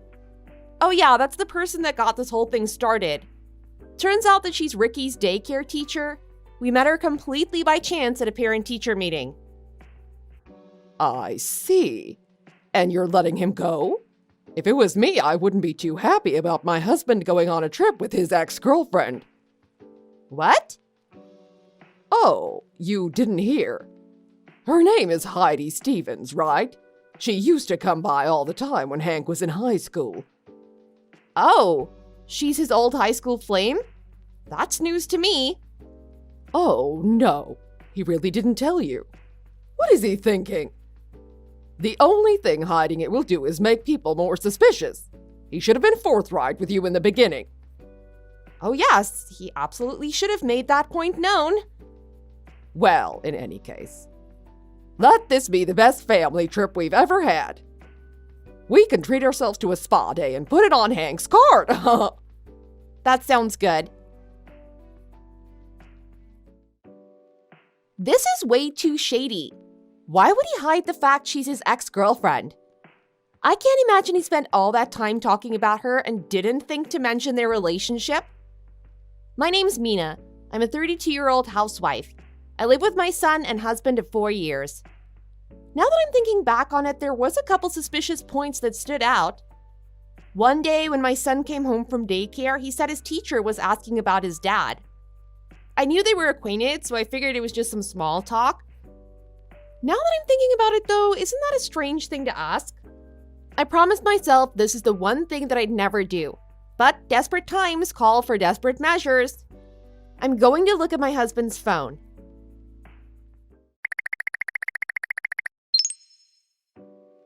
Hey, Joey! How have you been? It's been forever. Is this Mina? Hey, how have you been?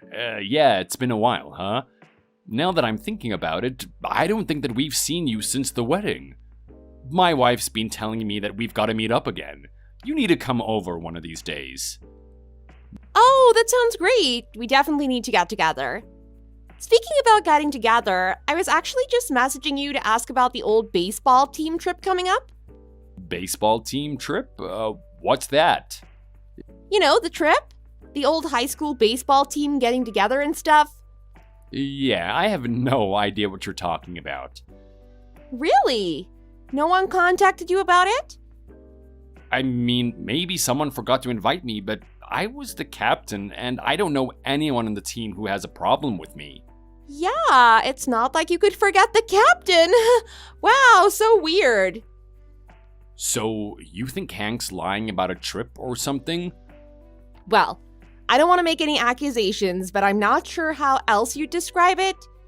By the way, do you know Heidi Stevens? Yeah, of course. She was our team manager back in high school. And she was dating Hank, right? Well, I don't really remember what kind of relationship they had exactly. It's okay. Hank's mom told me everything. You don't have to hide it. Oh, then yeah, they were dating. But if I remember correctly, Heidi got her hands on another girl's boyfriend or something. Whatever it was, she cheated and they split up. So that's how it was. Yeah, now that you have me thinking about it, I actually think Hank had a girlfriend too. Then Heidi just kept going after him. I guess he gave into his hormones and dumped his girlfriend to be with Heidi. Wow, that's quite the history. Yeah, nuts, right? But why do you want to know about her? Strange little twist of fate, but she actually works at my son's daycare. Oh no, that ain't good. So, should I be worried? Well, I mean, we all knew what kind of girl she was. She only wanted what already belonged to someone else. Yeah, it's all coming back to me now. It was so bad that some couples actually dated in secret just so that she didn't find out. What a scumbag. How does a woman like that go on to guide little children? Oh, I hate to ask, but do you think that she has already sunk her claws into Hank? I'm not proud of it, but I looked at his phone. He is 100% guilty. Ouch, I am really sorry to hear that. Don't worry about it. I'll handle things. Thanks for telling me about her, though. It was a huge help. Yeah, no problem. Are you gonna be okay? Yeah, I think I can handle myself. Once it's all over, I'll let you know. Alright, if you say so. Do be careful, though. That Heidi can be downright wicked. I'll take care of her.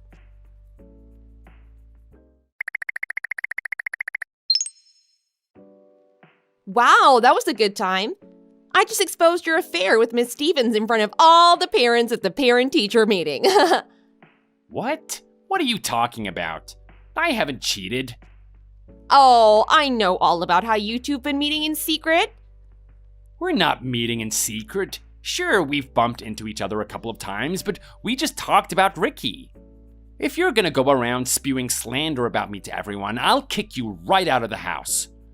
Someone's gonna be leaving the house, but it isn't me. I've already gathered all of the evidence. It's over, pal. What evidence? I don't know what you're talking about. I wanted to help Ricky with his arts and crafts, so I decided to get a little creative. I took all those gross messages and pictures you've been sending each other and made them into a collage. I then printed out enough copies for everyone and handed them out. The two of you are famous. I also made sure to involve the head of the daycare. It was a good thing I did too, because Miss Stevens went absolutely berserk. She has some serious issues that needed addressing. This had better be some kind of sick joke. I wish. A lot of people were laughing today, but there's nothing funny about it. Anyway, I made sure that everyone in the daycare knew what a piece of trash the woman who spends all day with their children is. Okay, I get that you're mad, but that is absolutely insane. No one in their right mind would do something like that. Yeah, it was way harder than I thought it was going to be. I had to get all the screenshots, all those lovey-dovey pictures, the videos.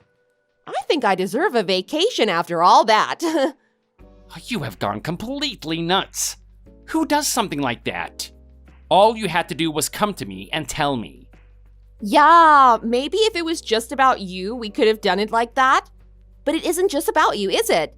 It's about that backstabbing witch who works at our son's daycare.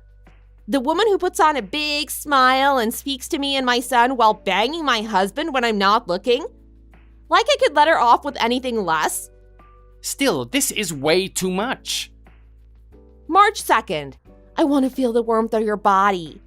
March 4th. My wife looks like a pig, but you're an angel. Wow, you even decided to drag me into that one. Gross. You showed everyone those?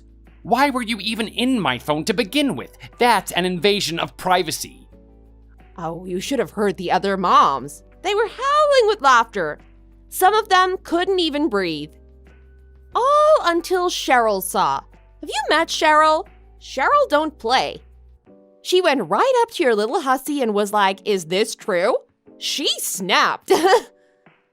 I'm sorry, I get it. Just please, don't do anything else. We really didn't mean anything by it. We were just messing around. It was just an innocent game. You know how it is. The flames start to die out in your own relationship, and so you start playing with fire. And now you got burned. Not to mention that pathetic lie about going on a trip with the old team. You used your friends just so you can go on a romantic trip with your mistress. No, that's not true. We really are planning a big get-together trip thing. Don't even try it. I've already confirmed the lie with Joey. You never even called any of them. Oh my god, you actually contacted Joey? He's not even your friend. What is wrong with you? Don't try shifting blame here, scum. You are disgusting. Your dear mother has been looking forward to her 60th birthday family trip for forever, and what do? You cancel on her. Dash your mother's dream trip just so you can go cheat on your wife? How do you even look at yourself in the mirror in the morning? Yeah, so about that. You haven't told my mom about any of this, right? No, of course not. I'm doing that now. Stop, you can't. Why do you want to torture that poor woman? She has done nothing to you. You! You are the one who is torturing people. If she gets hurt, it's on you. Grow a spine, you coward. Stop and think for a second. Look around you. You're on a warpath. Yeah, I messed up a little. Fine, sue me. But why go around and mess up the lives of the people around us? Have a heart. Messing up people's lives. I think you and that woman have already beat me to that. There are only 2 lives I'm looking to destroy. Fine, sure, things aren't great. I just don't think that you have the right to go around and do something like this. Oh, I do have the right. That's why I'm doing it. Get it? Your angel was called into the daycare principal's office and thoroughly chewed out, it sounds like. All the parents called in and complained about the incident. They were fuming about a teacher putting her hands on another woman's husband. This might not even end with her just getting fired. She's been blowing up my phone this whole time. Oh no, I can't deal with this. You're just hanging around the house right now, right? Why don't you go gallantly rush to her side? I'm sure she'd appreciate it. She doesn't want me by her side. She wants to kill me. All because of you. Oh, good. This has gotten way out of control. You do realize you're gonna steal our son's teacher from him, right? Do you feel good about that? Yeah, I feel great about it. No decent parent would want some person without a shred of moral decency teaching their child. I am very happy that I can get that woman away from all of our children. The children don't care about those things. All they care about is whether she's nice to them. That's all that counts for the little guys, and they all love her. Oblivious as ever. I've spoken with the other mothers, and the way she treats the kids is just how she treats people in real life. She treats the little boys and the little girls completely differently. She's a monster, even to the little ones. Well, how am I supposed to know how she acts in the classroom? And if you're really gonna go that far to irk me, it looks like she tried getting her hands on some of the other fathers too. What? Yeah, your little angel is more like a little rabbit. Whenever she ran into one at a bar, she'd pretend she was drunk and hang all over them. That's what she did to me. Yeah, well done, dummy. Fortunately for the other moms, all the other dads are good, honest men and didn't fall for her charms. What I wouldn't give to see her face when those guys turned her down. Out of all the men she went after, there was only one sucker who got caught in her nets. You've got to be kidding me. Oh no, you were the lucky fish, the one too dumb to see the trap. What did you think, you were the only guy she was after? Like you were special to her? Did you forget about all the stuff she did in high school? She only went after guys with girlfriends. She was so notorious, people in your school had to literally hide their relationship status to keep her at bay. Married men are her favorite dish. She's been working at Candyland this whole time, and you're the sucker. She just called me by the pet names she used to call me when we were dating back then. I don't know, I guess I just got all nostalgic about the good old days and stuff. Oh, I am such an idiot. Things like that are supposed to stay in memories. Nothing good ever happens to people living in the past. You're right, I know. Hey, my mom's trip is this Saturday, right? Yeah, that's just the thing I need to get my mind off of all of this. Let my mom know that I'll be coming. It'll make her happy too. Sorry, we canceled your reservation a while ago. Why did you cancel? Call them up. I'm sure if there was just one cancellation, they can still manage to get me back in. I canceled because you told me to cancel, you twit. And even if they would let you back in, I'm not calling them. Oh, come on. I want to go. Stop thinking about yourself and consider my mom's feelings for a second. March 5th. Don't worry about it. I'd rather spend my day with you than my annoying mom. Barf. March 5th. I just hope our love will burn just as strongly when we reach our 60s. I don't want to hear another word about your mom come out of your filthy mouth. Please don't let her know. I don't think that she could handle it. Oh, I already sent her the screenshot. You did what? Oh yeah, she knows already. She actually just called me, bawling her eyes out. I'm talking to her on speaker right now, actually. You really have no heart, do you? After I told her I was going to divorce you, the waterworks really got cranked up a notch. I hope she doesn't flood the house. I do feel bad for her, but we don't marry to appease our parents. So what? You're just gonna leave? Leave? Me? No, why would I leave? You're the one who's going to be doing the leaving. You're kicking me out? Yeah, I mean, my life is set up here. Ricky's school is here. I don't want to pack up and start over somewhere else. Oh, come on. Do you know how long it takes to get to work from my parents' place? I don't think that's going to be a problem. Why not? Your mom said she's never letting you in the house again. Oh, come on. Where am I gonna go? Don't know. Don't care. When you find a place, let me know. I'll send you your stuff. Oh, this can't be happening.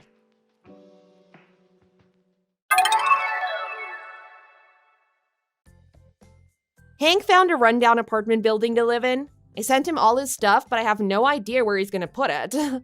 We settled the divorce through lawyers, so I didn't have to deal with him anymore. As for Miss Stevens, she got her license revoked.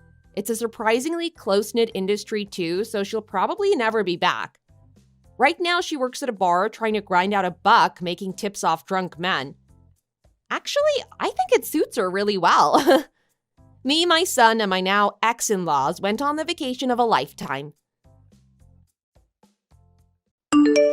Anna, if you really want to get married to my brother Alex, you have to pay me $25,000 right now. Kate, what are you talking about all of a sudden? There's no way I can just pay you that kind of money.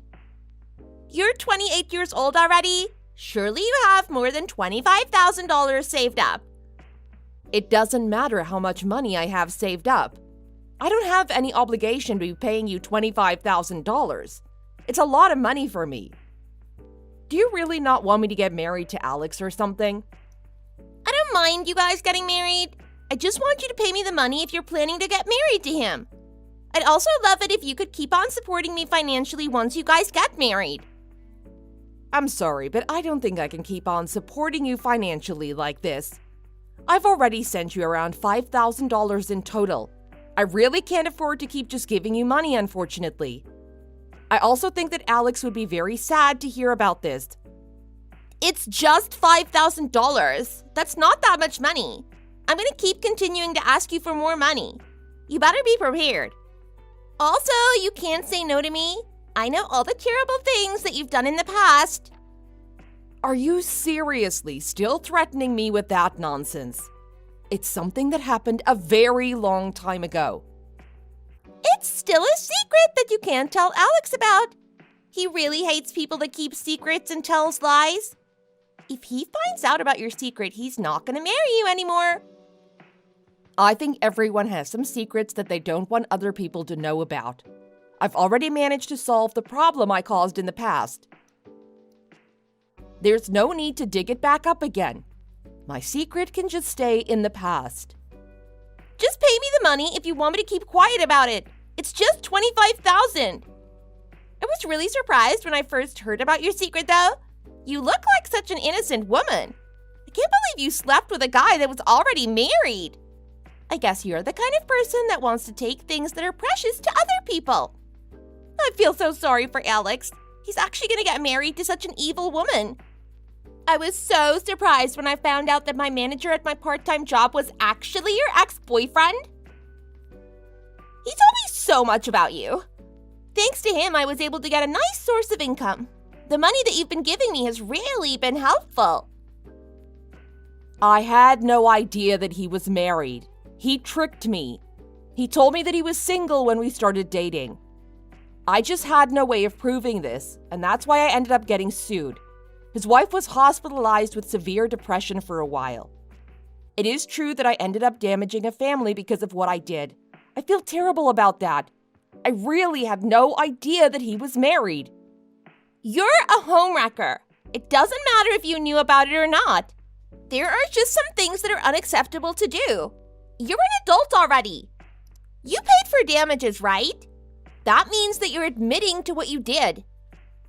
Actually, I didn't want to pay the settlement at all. I wanted to fight it because I really didn't know about it. My parents were the ones that paid the settlement fee immediately because they didn't want the problem to drag on. I was planning on trying to fight back, but I just graduated from university and didn't have the money to hire a lawyer. I really don't care about your excuses. What you did just can't be erased anymore. If you're not going to pay me the money that I asked for, I'm just going to tell Alex about everything. I'm not making up any excuses. Everything that I just told you is true. Then why aren't you able to tell Alex about it? You probably know about this, but our parents ended up getting divorced because our mom cheated on our dad. Our family got destroyed because of an affair. Yes, I know about that already. Alex and our dad are never going to forgive you if they find out that you're a cheating piece of trash. You should be grateful that I'm an understanding person. Most people wouldn't have kept your history a secret. Why should I be grateful? You're blackmailing me right now. You're asking me for a large amount of money in exchange for keeping quiet about my secret. You better not be accusing me of that. I wouldn't try to make me angry if I were you. I'm really starting to get annoyed with you, so I'm going to be asking for $30,000 instead. Make sure that you pay it to me as soon as possible. There's no way I can get that kind of money ready in a short amount of time. Okay, fine. I'll give you some time. You have exactly 1 week to get me all the money. If you don't manage to do that, I'm going to tell Alex everything. Make sure you're not late getting me the money. Wait, hold on a minute. You're being absolutely insane. $30,000 is so much money. Would you please just shut up already? I'm not going to listen to any more of your excuses. Just contact me once you've sent the money to my bank account. I'm not going to allow you to contact me for any other reason. I'm tired of talking to you. Every time you text me from now on, I'm going to ask for $1,000 more. That's just crazy. Do you not realize how unreasonable you're being? Okay, that's once. Now you owe me $31,000. If you really want to get married to Alex, make sure you send me all that money.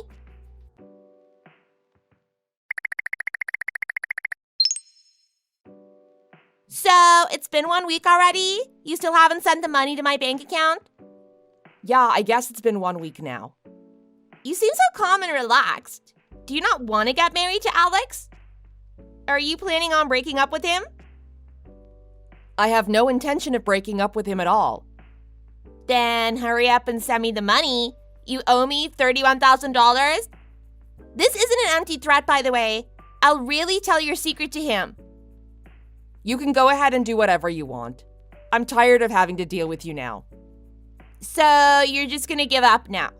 He's really gonna break up with you. There's no way a grandma like you is ever gonna be able to find another man like Alex. He's good looking and earns a pretty decent salary. I really think that you should try to marry him and keep him. All you have to do is pay me a little bit of money.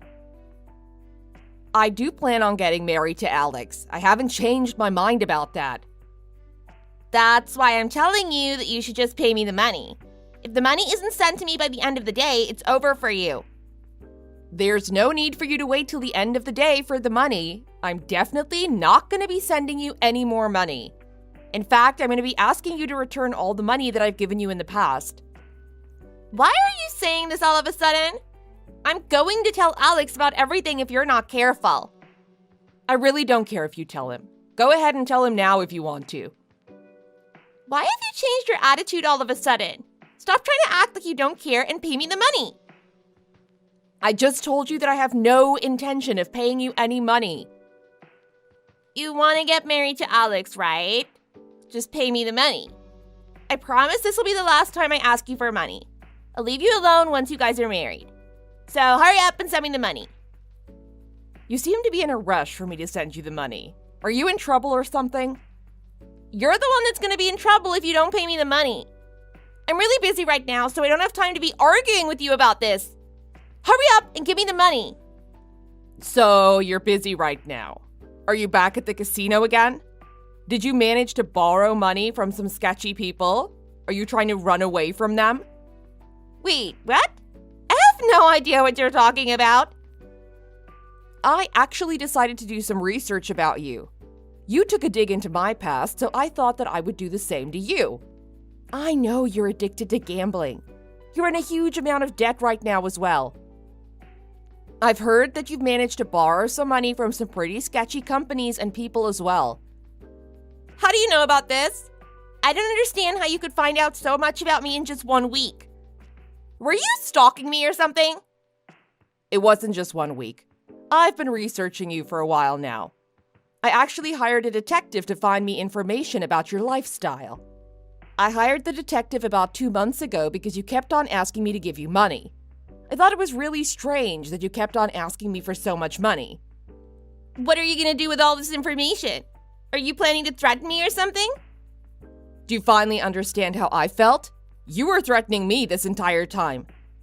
I also know a lot of other things about you now. You've even managed to borrow some money in your dad's name. You faked his identity. That's a crime, by the way. I didn't commit a crime. Stop exaggerating things. He's part of my family. It's also none of your business. Stop trying to poke your head into our family matters. Actually, I don't think you guys are gonna be family any longer. Your dad was saying that he was gonna cut ties with you completely. No way. You told him about all this? I can't believe you would do that. I am not going to forgive you for this. I'm going to tell your secret to everyone now. You better be prepared for your life to fall apart. There's no point in you doing that anymore. I've already told Alex and your dad about my past. They know everything now. I also told them that you were using this information to blackmail me for money. You were working together with my ex-boyfriend to take money from me. I have no idea what you're talking about. I was never working with anyone.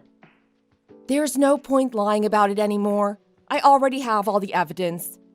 You've basically been living with him for the past few months. I'm guessing that you're in his apartment right now, this moment as well. It doesn't seem like you're at your parents' house. Wait, what? Where even are you right now?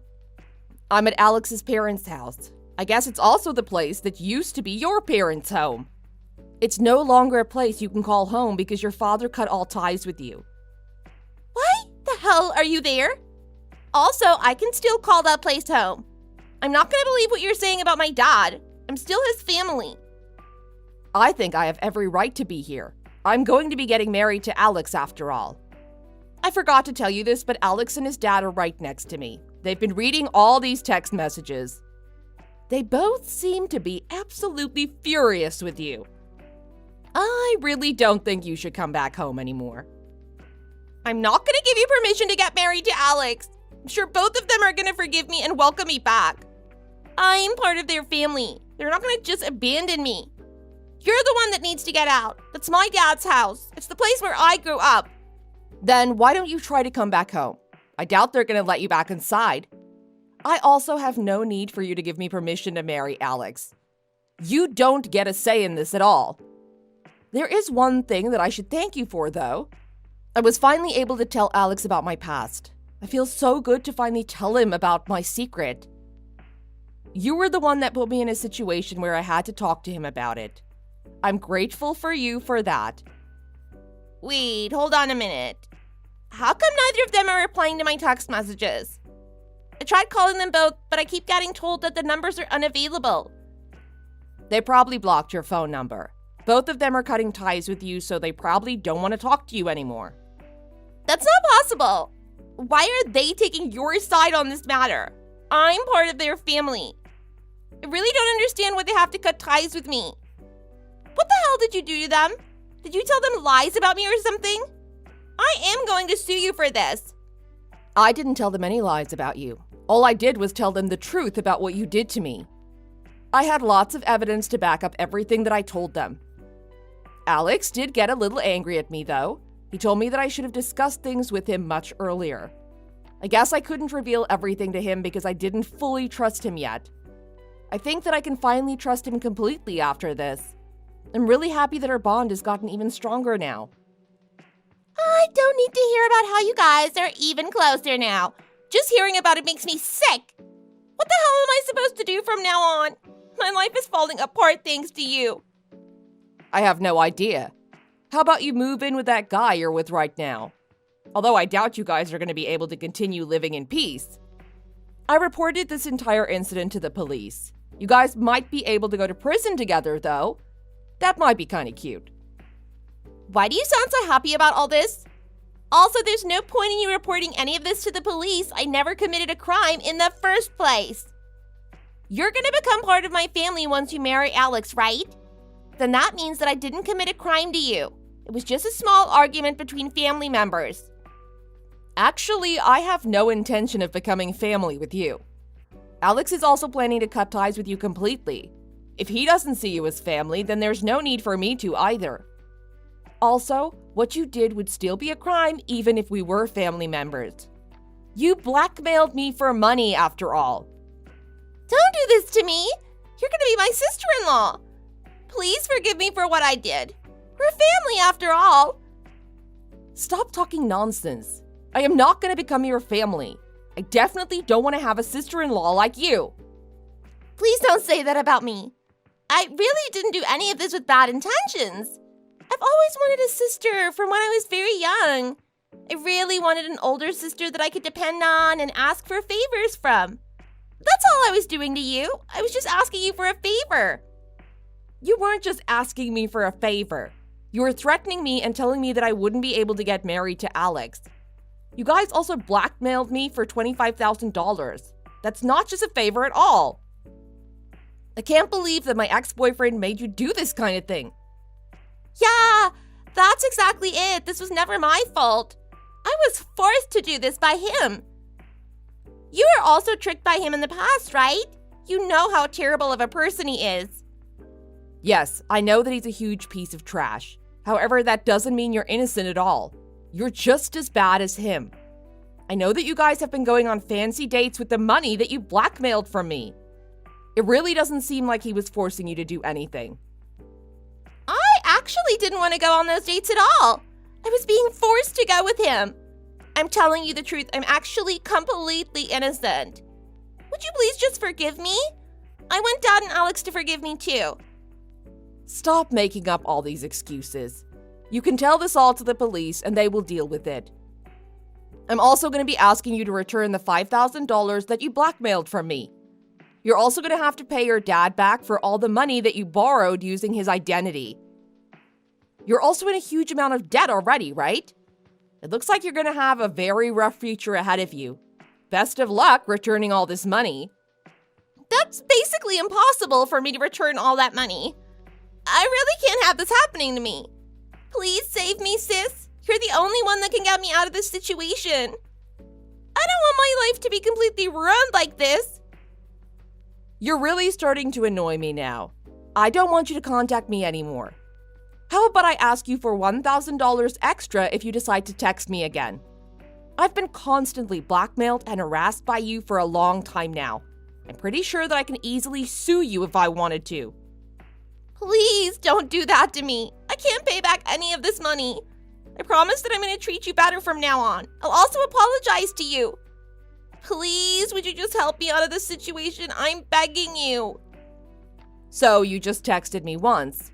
I guess I'm going to be asking you for that $1,000. Wait, what? I was just replying to you, so it doesn't count. It's also no time to be messing around like this. I need help right this moment. That's another text message. Now I'm going to be asking for $2,000. I would just shut up if I were you. Otherwise, the money I'm going to ask from you is going to keep going up. So, you finally decided to shut up. Thank you so much. I hope that you use this as an opportunity to learn from. Enjoy your time in prison and goodbye forever.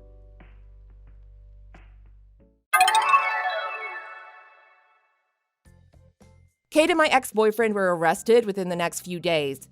The two of them had met at the part-time job that they both worked at. They became pretty close as they were both addicted to gambling. They would often go to the casino together. Due to their gambling habits, they were both in a huge amount of debt. That is why they decided to come up with the plan to blackmail money from me. They didn't end up having to spend any time in prison. However, their lives have completely fallen apart. Currently, they are living in a tiny old apartment on the outskirts of town. They're desperately trying to pay back all the money that they owe by working multiple part-time jobs. Now that I think about it, I probably should have discussed everything with Alex a long time ago. Either way, I'm happy that I no longer have any secrets that I can't tell Alex. We're currently living a happy life together and we intend on getting married sometime this year. Thanks for watching. If you liked this video, please consider subscribing and pressing the like button.